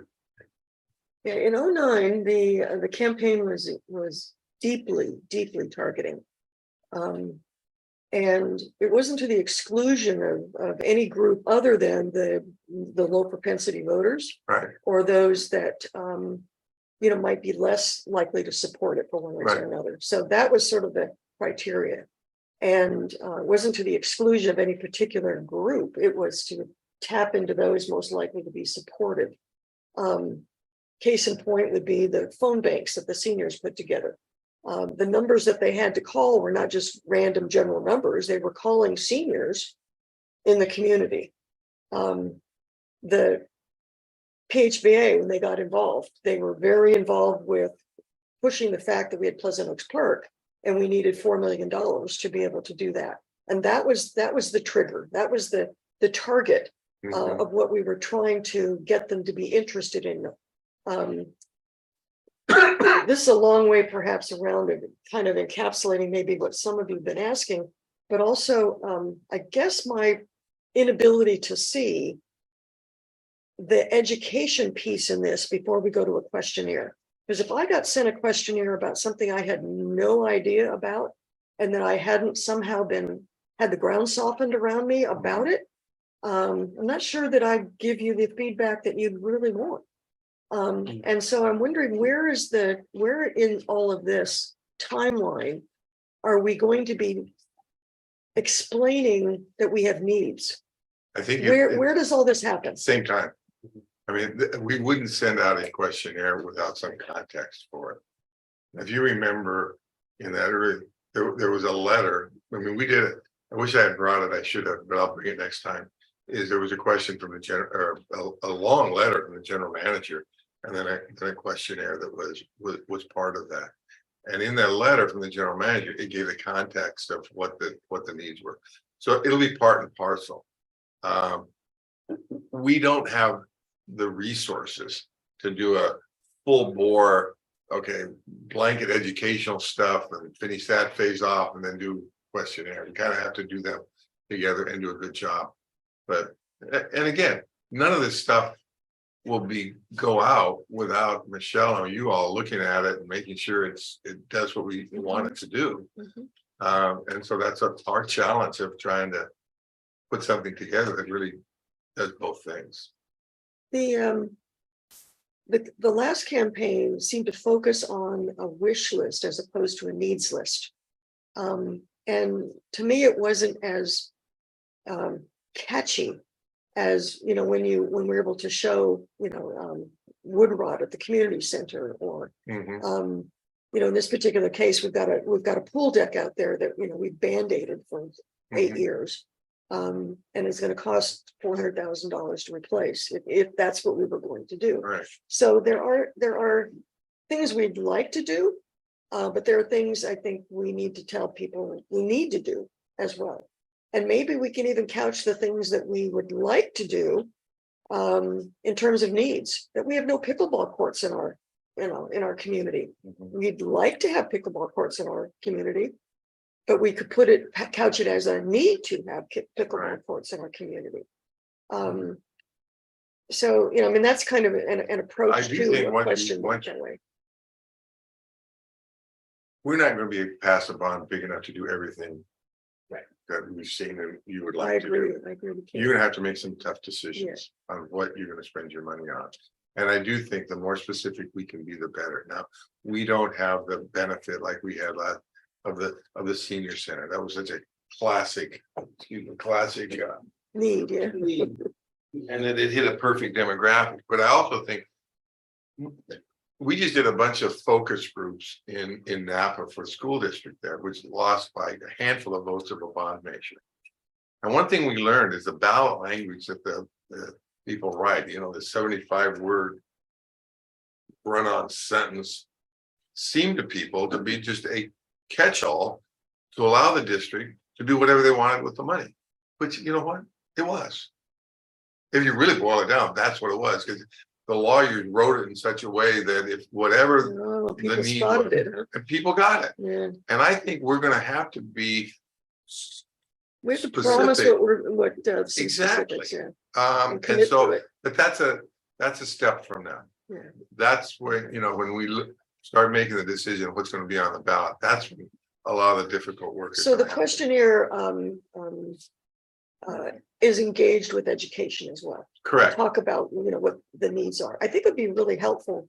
And this is a process question for you, Michelle, about I've, like, just 2 questions off the top of my head. How do we get a list of all of the things that we would, just a bullet list of the things we would like to do, so that as we develop our own repartee and talking to people and spotting and judging what they might be interested in, you know, that there might be 3 or 4 things on our list that might fit that particular age group or whatever it might be. How do we develop that simple list? Number one. And secondly, how do we contribute the names? Who does the recruiting? Do we do the recruiting of people in various areas, or do we do it through a coordinated effort? And if so, how does the Brown Act play in all of that? And you know, how do we do I that? think, well, I'm gonna answer the first question, so, and then I can I've tag team Larry on the second one. So I'm envisioning that Larry and I will come up with a questionnaire, which Correct. will identify the needs and the highest priority projects that the board has identified. Good. And then you all will look at that when Larry comes back, and you will add to it, subtract, say, how come this is on the list? But I have a pretty good idea of what those things are. So that is kind of how we'll develop the needs and the highest priority projects. So we will do that together. And then as far as the activists go, I think I will probably be the repository for that. Would be my guess is, if you have people who you think might be good, we'll put them on a list. I will probably do some outreach, probably invite, I anticipate me over the next probably 6 months having a lot of focus groups / informational meetings, inviting people to lunch, to hang out, to have conversations. And so that's what I'm going to be doing. And so, I may enlist a board member, if you have somebody that you think might be good, and we can kind of tag team that. So Okay. we'll do that. So Okay. yeah. Yeah, because I think it's important that we spread it out as much as we Yeah. can. And so, you know, I might have a Yeah. friend in, you know, northwestern, Pleasant Hill. Right. That might be really great, but I don't know whether I call that person and talk them up, or Yeah. it's a tag team. It's a tag team. We'll work on it Okay. together. So, Okay. you know, and some people might not have anybody, but I'm gonna reach out to Derek and his Gregory Gardens community crew that he is proudly supporting, Mhm. and There you you know, go. we got Gregory Gardens covered. So, you know, so we'll work with that group. That is High voting very precinct. exciting. It's a high voting precinct, and they're very involved, in the district, this particular group, so. Yes. And they are, that's great. they are really great volunteers for us, so, I like the t-shirts. yeah, I know, they got Thank you. t-shirts. And so do we have a timeline for this recruitment? It's ongoing, so no, we're starting it, we're letting you know, so start percolating people Mhm. that you might have, and then, you know, and then, as, I'm gonna focus on the communication plan with Larry first.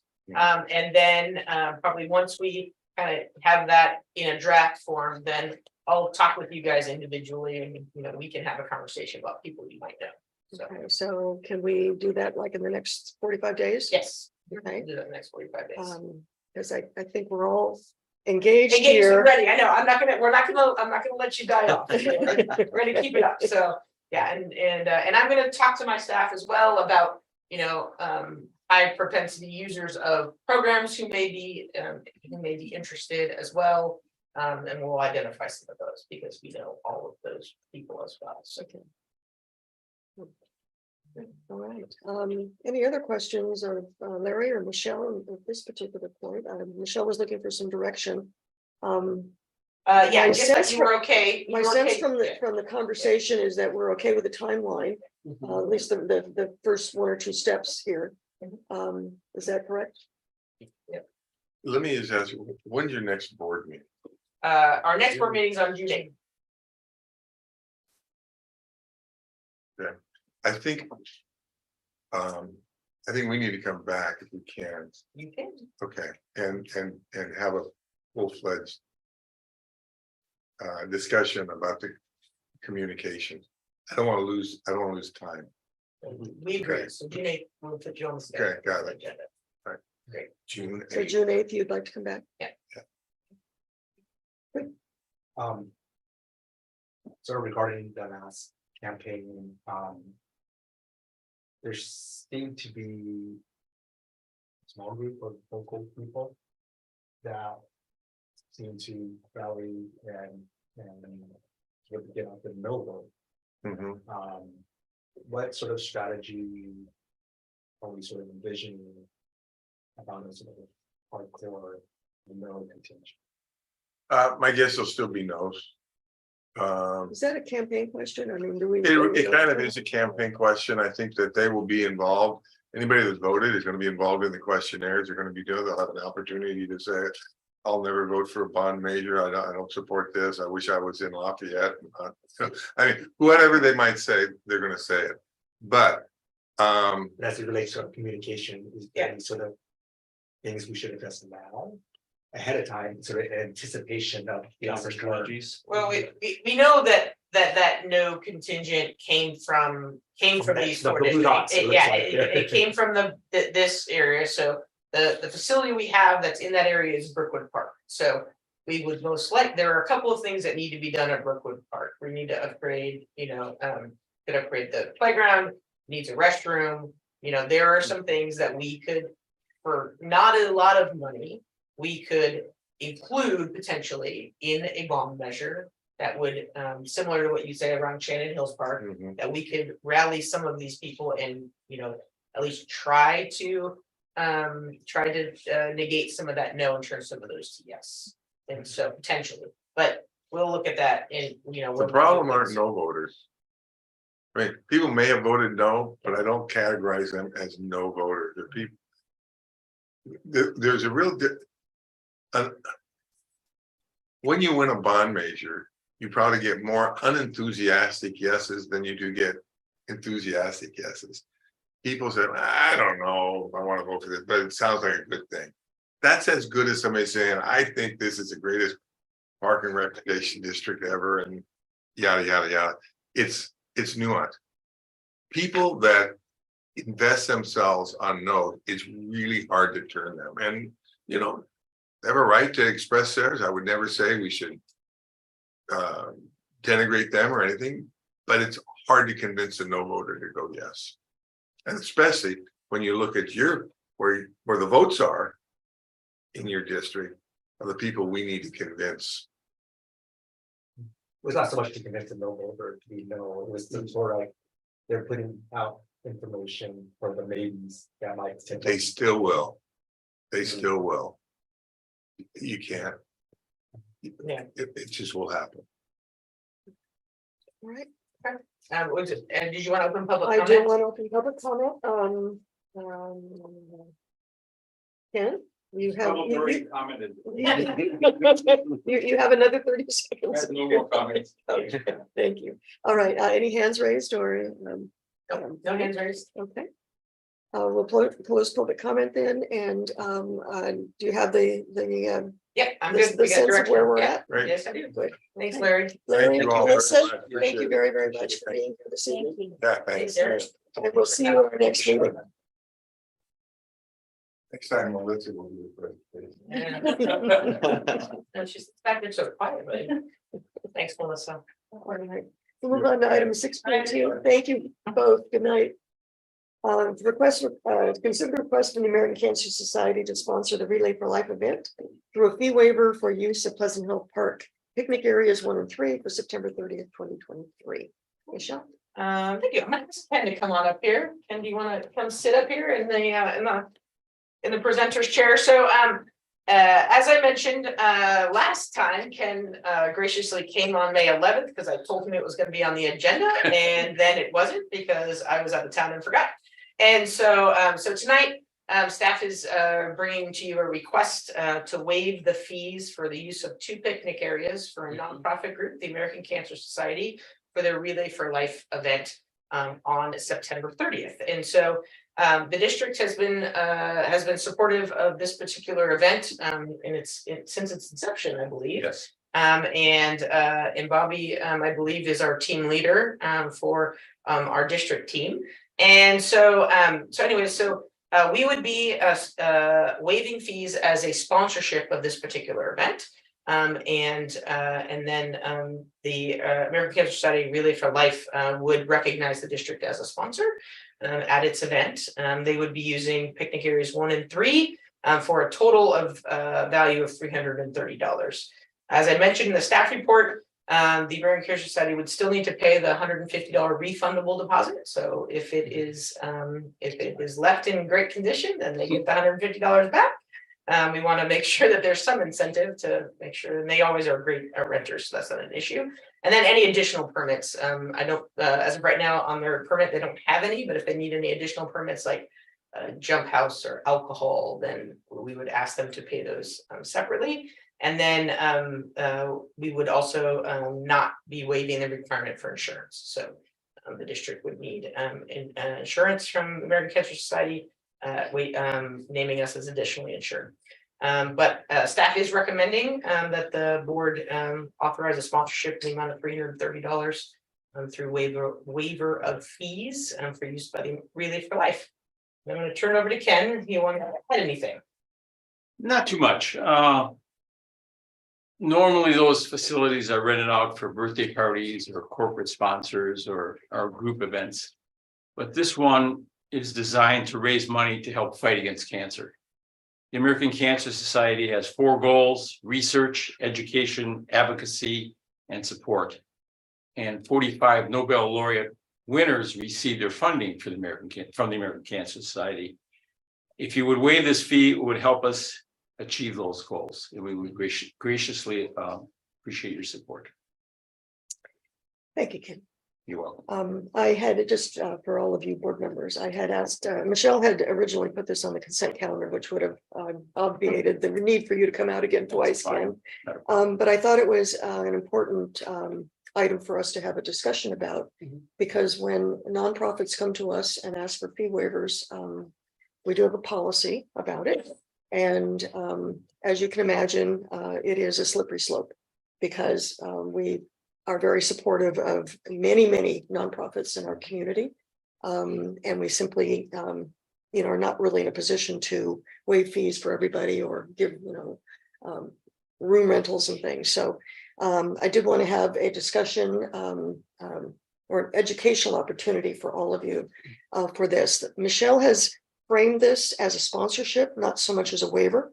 And so I think that's important to draw the distinction between waiving a fee and substituting a sponsorship for the fee. So it isn't really a waiver in this particular case, because we do have to be careful about precedent. Supportive as we are about, the goal of the American Cancer Society, we're very supportive of the goals of many of the nonprofits in our community.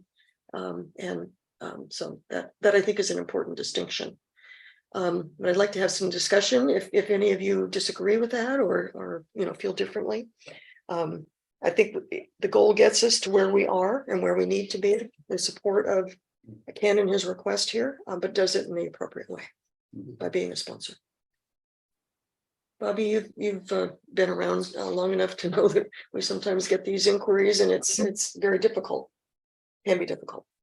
Yeah, no, I appreciate you bringing it forward, and I think it definitely warranted being off the consent calendar, open for discussion for those purposes. So, but I don't have any questions. Okay. Any questions of Ken I don't have in any that questions. regard? Okay.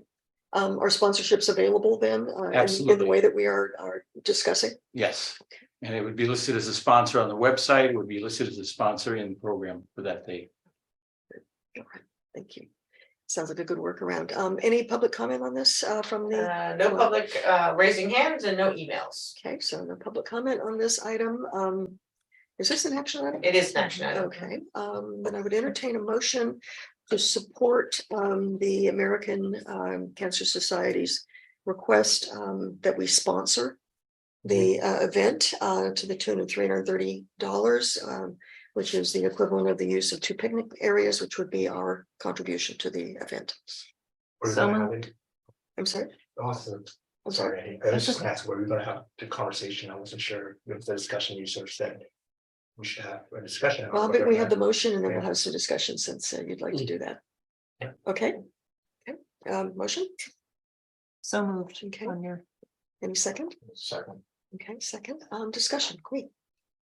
Oh, yeah, I fully support American Cancer Society. I'm an oncologist and I do work with them, supporting our patients. I do appreciate what you brought up, but Chairman Otto, also one of the questions I had was if we offer a fee waiver, this is not a fee waiver because it's concept a sponsorship, where other types of groups should be allowed to have such access to that type of financial incentive, right? And so I want to be sure that we're equitable in distributing our waivers, or at least how we sponsor certain groups, right? 'Cause part of these sponsorships with money is an expression of our values, right? And so we value the collaboration with the American Cancer Society, but we don't always sort of extend that same invitation to all kinds of groups. And so I just want to be sure that if another group came, that we sort of felt that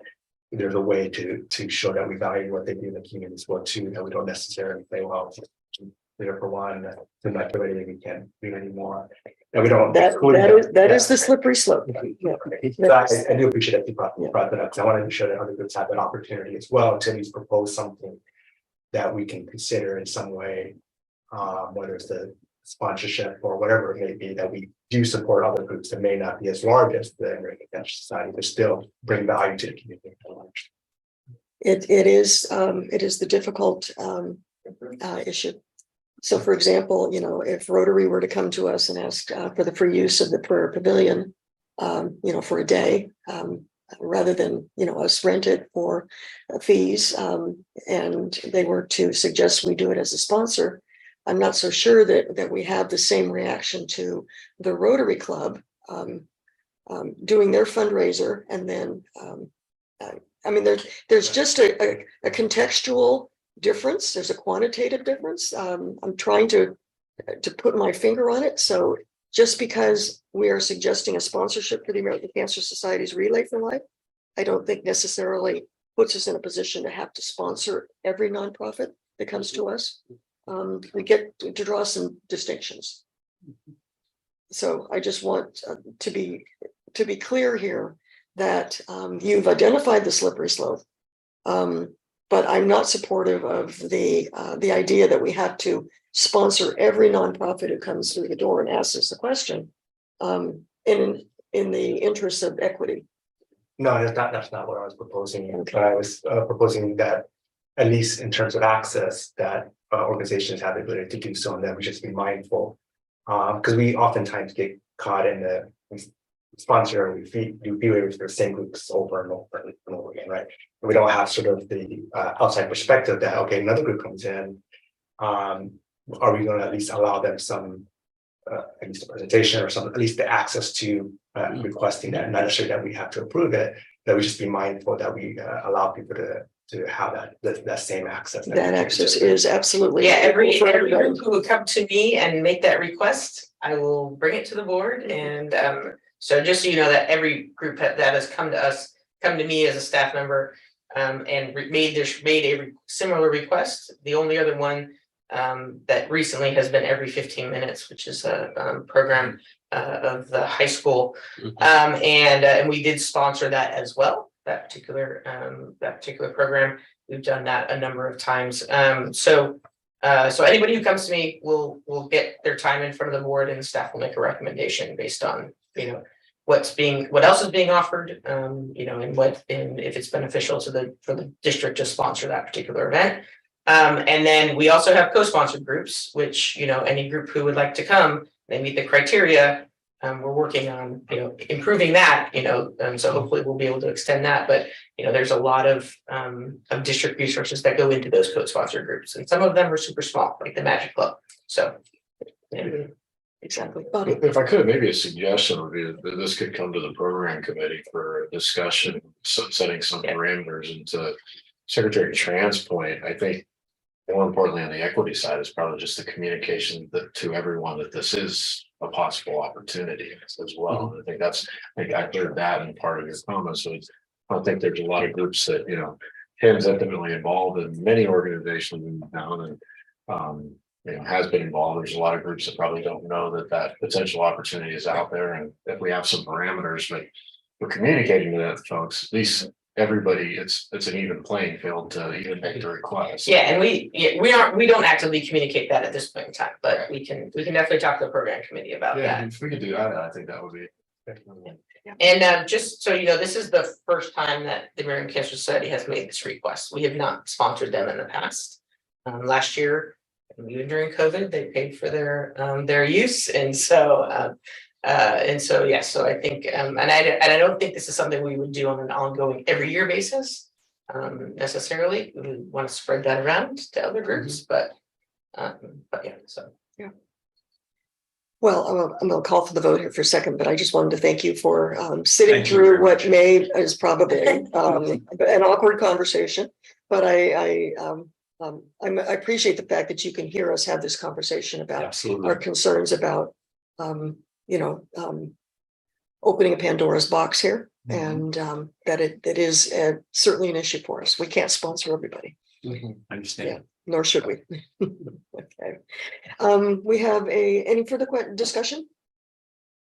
Clea and Bobby, thank you for your comments. Appreciate them both. All in favor? Aye. Any opposed? Hearing none, 5-0. Thank you, Ken, very much. Thank you very much, all of And you. thank you for all you do. Thank you. Yes, Thank you. thank you. and so next Hanging on there. I think she's a little bit behind. So up next is to authorize up to $15,000 to the Pleasant Hill Park Aquatic Center Capital Improvement Program for replacement of the timer at the spray ground. And so just so you know, Corey, throw me up here, please. Yeah, Corey, we're gonna get you up here. So this emergency project came up basically kind of right before the Land and Facilities Committee meeting. And so we brought it to the Land and Facilities Committee, and they asked for it to be placed on the board agenda for board consideration. And because that happened on Monday and I needed to get the agenda out, we don't have a written report, so Corey's gonna give you a verbal report. All right, so there is a computer that is programmed to control the features of the spray ground, that when they turn on and how often. That is actually the last original part on the spray ground. It was installed when the spray ground was built in 2007. Over the years, all the other components of the spray ground have been replaced. And this one has decided that it is no longer going to work. And it wants to be replaced. So the estimate from East Bay Pools was $10,000 for the controller. The installation, he gave me a very rough estimate of $2,000 because he does need to see the controller. This is not a pump that they're used to working with all the time. He doesn't really know till he sees it how long it's going to take him to do the install. And then there is also a lead time of 8 to 12 weeks on this part as well. So the goal is to get it ordered as quickly as possible, which is why we're at the board today to ask for approval of the funds so that we can get it ordered with the hope of getting it in time to have August spray ground. So right now the spray ground is non-operational and it will be non-operational until we get the new timer and it is installed. So the issues really that Derek and I and the Land and Facilities Committee wrestled with was, is it appropriate to continue to pour money, capital money into facility that may not be here in the next couple of years, but realizing that it's probably even in the best scenarios at least 3 years or 3 summer seasons before we can actually do anything, depending on what the voters would like to do. It's a relatively small amount of money. It may not come until the pool is actually closed for the fall. There's also a chance that it could come in early August and we'd have all of August, and it's predicted to be a very, very hot summer. So the recommendation of the Land and Facilities Committee is to move forward with this request. Any questions? Corey, the committee, Michelle? Yeah, Bobby. and how did we Come to find come out. to find out? There you go, Corey.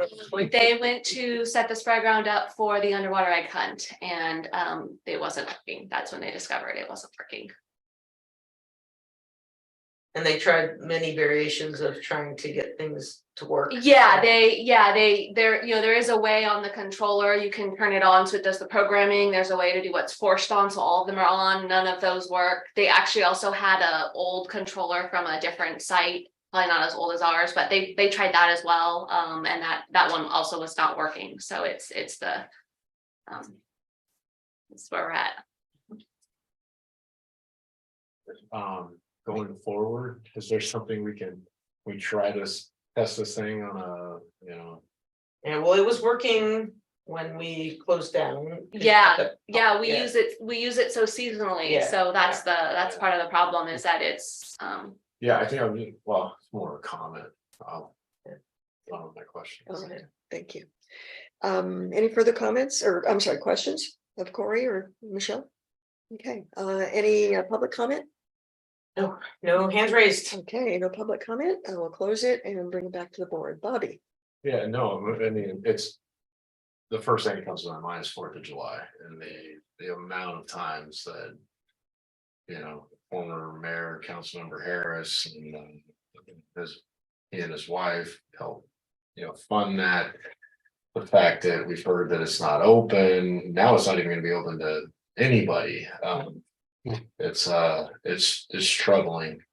And I feel like, it is what it is. We all have a million things. Everybody's running, doing a ton of work, but it is troubling that if we're not going to have this in time to at least have open in the summer. So Yeah, we consider the very same things about, maybe it's best not to do it at all. So that those that are upset about the fact that it's fenced or will be even less happy with us. I know that it isn't even operable. And they contributed thousands of dollars toward it. It's consideration. You're right.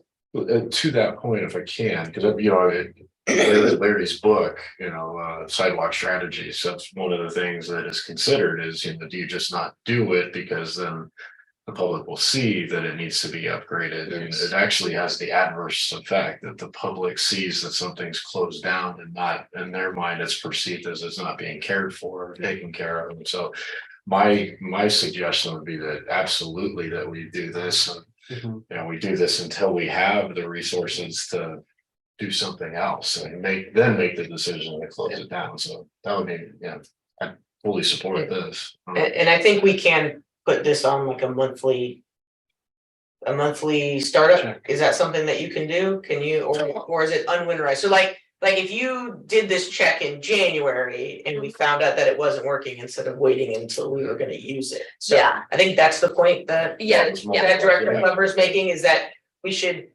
have a more often test. A proactive. Do proactive tests to make sure that all these parts are working, and if we need to do that well before the season starts. I think we can make that happen. Thank you.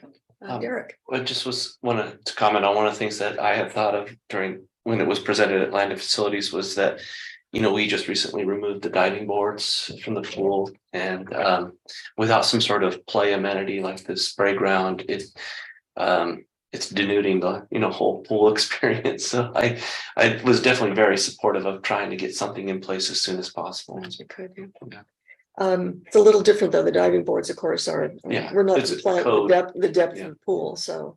But still, your point is very well taken, that the public probably doesn't see it that way. Or might not see it that way. Yeah. Sandy. Actually, it was a question Good night. and a comment. I'll make it a comment.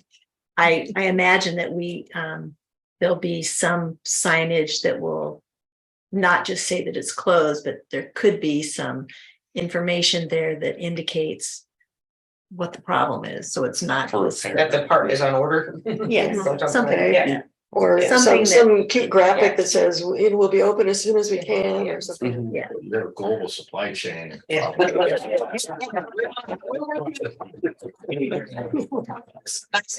affordable one. I actually had a employee last night who was doing a hand drawing. She's very sad about it and was doing a hand drawn sign. She's very artsy to have at the front desk to say that it's closed and we're working to get it open as soon as possible. Well, even a sign out there would be good too, on a sandwich board or something. Yeah. Sandy, On the fence, yeah. That's on the fence. and So the public can see it. yeah.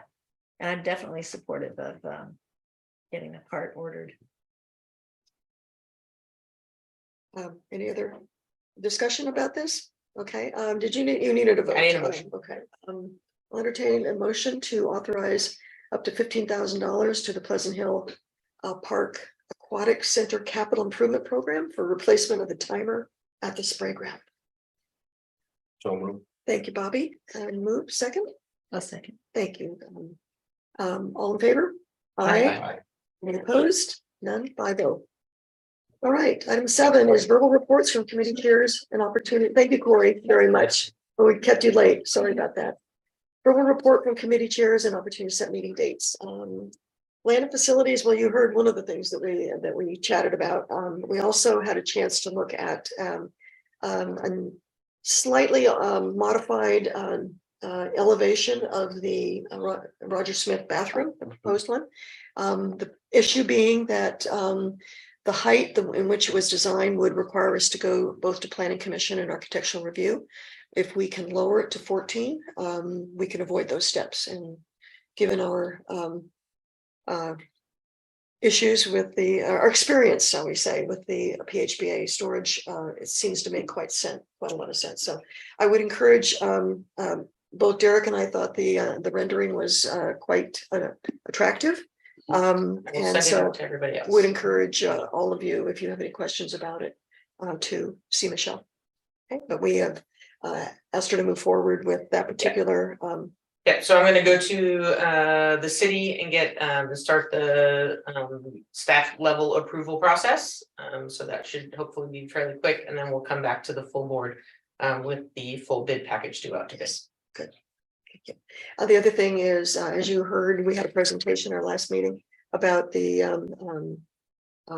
Inflation Reduction Act possibilities, that we have some monies coming forward. So we brainstorm some ideas, and Michelle, as usual, has some top-notch consultants that she's going to tap to, and then we'll see where that discussion with the consultants goes. Okay, bring it back to you all. And then we also had just a brief discussion about future items, about maybe looking at retaining a project manager for some of the larger projects that we have in our CIP program, to work with Michelle and to assist in making sure that these projects stay on pace and that we don't slip from year to year. So I think that would be, a helpful addition to our program here. Anyway, that was sort of the things that we talked about. Any other committees? Budget and Finance met today. Yeah, Sandy. We met today. Secretary Tran and I and General Manager Lacey and Chris were there, and the point of this meeting was to discuss the potential updates to the district's cost recovery policy. And that was implemented in 2017, and we've all seen those numbers, the last few years. So we had a good discussion about that and some potential changes to that, not anything. Some updates to it. Yeah, there'll be some proposed updates. So that will be coming June 8th with the budget.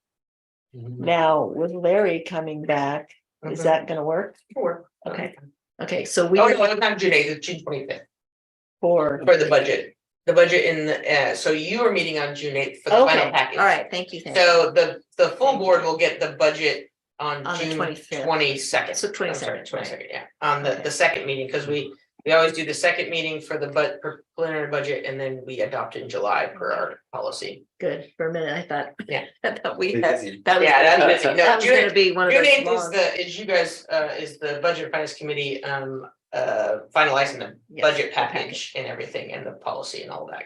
So we will be doing that. We're going to get the package around June 2nd. And then we'll be meeting again before our regular meeting. We'll be meeting the 8th and late in the afternoon, and take a look at any questions that we might have on the full budget proposal, along with the cost recovery policy also. Busy time for you guys. Yeah. It is. Yeah, I think all of us. All right, thank you.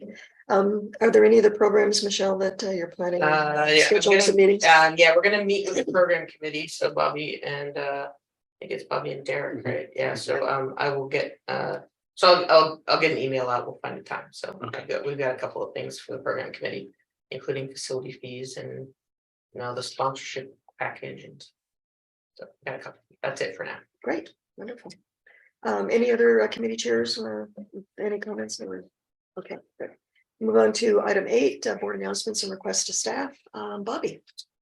Nothing really, just a big congratulations to the 2023 graduates of College Park High School. They're probably just finished walking across the podium and getting their diplomas. That's where this is tonight. Tonight? Yep. Yeah.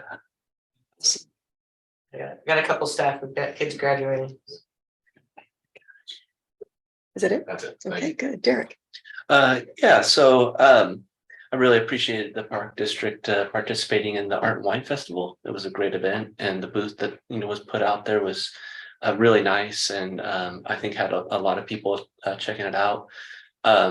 It was at the booth that I had found out that I guess unfortunately we're not doing the Father's Day camp out this year, which is kind of sad. I enjoyed that event. I'm hoping that maybe it can be coming back, but I understand it's a numbers type of thing, just trying to figure out, where our efforts are best directed.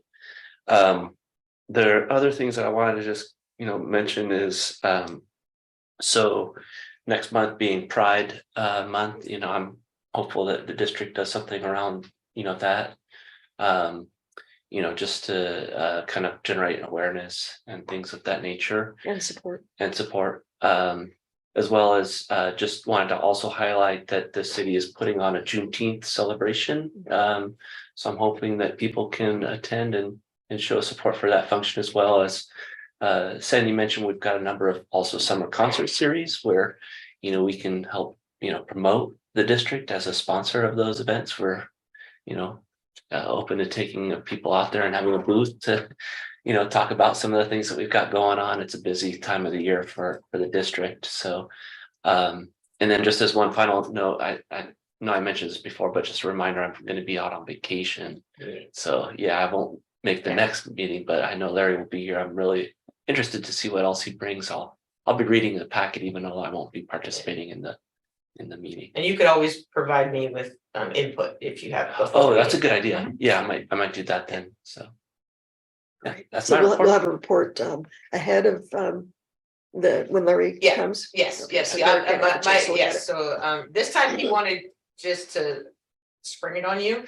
But and Sounds so like a quote. that was his decision. But I think for anything that's written, we're gonna put in the packet so you can digest it and look at it and make changes, because I want to reduce the amount of meetings we have to go to.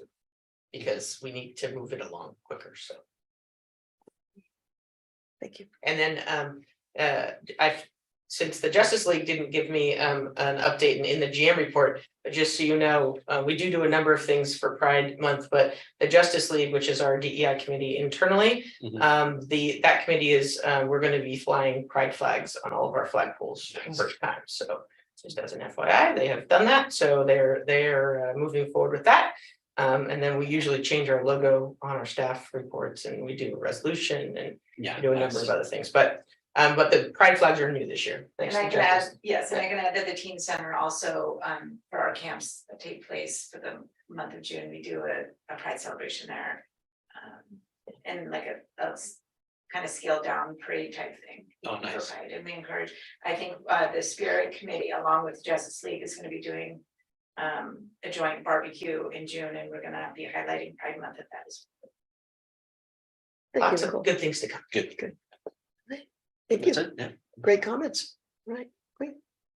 Just, excuse me, just a couple of things as, noted earlier in the meeting, I went to see our PD, so the report was earlier. I'm glad to hear about all the pride events. I was going to mention as well too, so thank you, to board member first for bringing that up. And then, the final thing, I went to, I guess I don't remember the name, Star Quest production. It was nice to also see the district logo in their, bill or handbill, sort of highlighting the district's sponsorship of it. It's just sort of remarkable. It was held in Martinez, so all these students were hanging out in Martinez to watch the kids. We need a theater. We need a theater. Yeah, theater. We need, or some sort of multi-use space. That was stage or something, yeah, something that we can do. Yeah. But it was really fun, and it's a great way to bring a lot of people together. The kids were great. It was a really diverse group of kids as well, too, different age groups and ethnicities as well. So it's definitely something that we shouldn't be holding in Martinez, and one day we can actually hold here, because this seemed to be a big or a nice program. That's it. Was DVC not available? No, they seem to always hold it or they've held it recently at the camp. At the Campbell? Well, yeah, DVC. oh, These aren't. my Okay, comments. all right. DVC has not been supportive of that in the way that they were in the past, which I don't know if it was free or if it was a minimal cost, but it's no longer available, Okay, unfortunately. Queen, thank you for your comments. Sure. Okay, Sandy. I don't have anything in particular except art, wine, and music. I saw, a lot of people there, a lot of the Rec and Park folks, several people around this table. Derek and Chair Renato in particular helped pour beer at the premium beer booth. The Rec and Park folks, the booth that they had was the primo spot. It was right where you could, see the band, you could see people coming from all different angles. So when I saw them setting up, I said, wow, you guys got the best spot in the street here. So that was great. And it looked like that they were busy and had a lot of traffic, for 2 days. So it was good to see everybody out there. And I also want to thank Secretary Tran for the great presentation. I'm glad you got to go down there for that conference. I haven't been to the parks part of it yet. But I'll have to, see what comes up next year, but that was really interesting. And I appreciate all the input and the ideas that you kind of put out there for us to think about, because I think there's some relevant ones. That's all I have. Thank you. Well, I want to congratulate Vice Chair Vinson on a very successful beer tent and getting it staffed and all the work that it took. It's 2 very, very long days for you and a lot of work and in addition to that. And so I was just really full of admiration for all the work that you did to put that together. So it was very impressive, very impressive. Thank you. Michelle, we talked, I think, about having the DEI consultant come to, I thought it was our next meeting. Are we still scheduled? For that? Well, she's in the middle of focus group, so we have her scheduled tentatively for the 25th, right? Or 22nd, I keep saying 27th, the 22nd. With the budget Yeah, with the budget presentation? presentation, yeah. How long do you envision her presentation will be? I 15 minutes or so? Probably about 15-20 minutes, yeah, Okay. and then questions, so, Okay. yeah. But she's right in the middle of doing focus groups and things, so we've decided, she's decided that she'd have more information for you Mhm. on kind of the current status. And getting information from the board on that second meeting in June, so. Good. that's I know we're all very interested in hearing from her about what she's up to and Yeah. how she thinks things are going and what next steps are. Yeah, it'd be great. The Justice League has their retreat with her, which is an all-day thing on the 31st. One of those days, yeah, so. Okay, good. Okay, just want to let you know it is scheduled.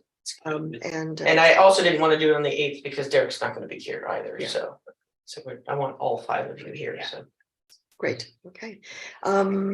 Big long weekend coming up. Stay safe, everybody. And I think with that, we will adjourn the meeting. Okay. Right. Thank you all. Thank you. My grandmother got that again. Oh, yeah, my goodness. Yeah, May baby, not a June baby, right?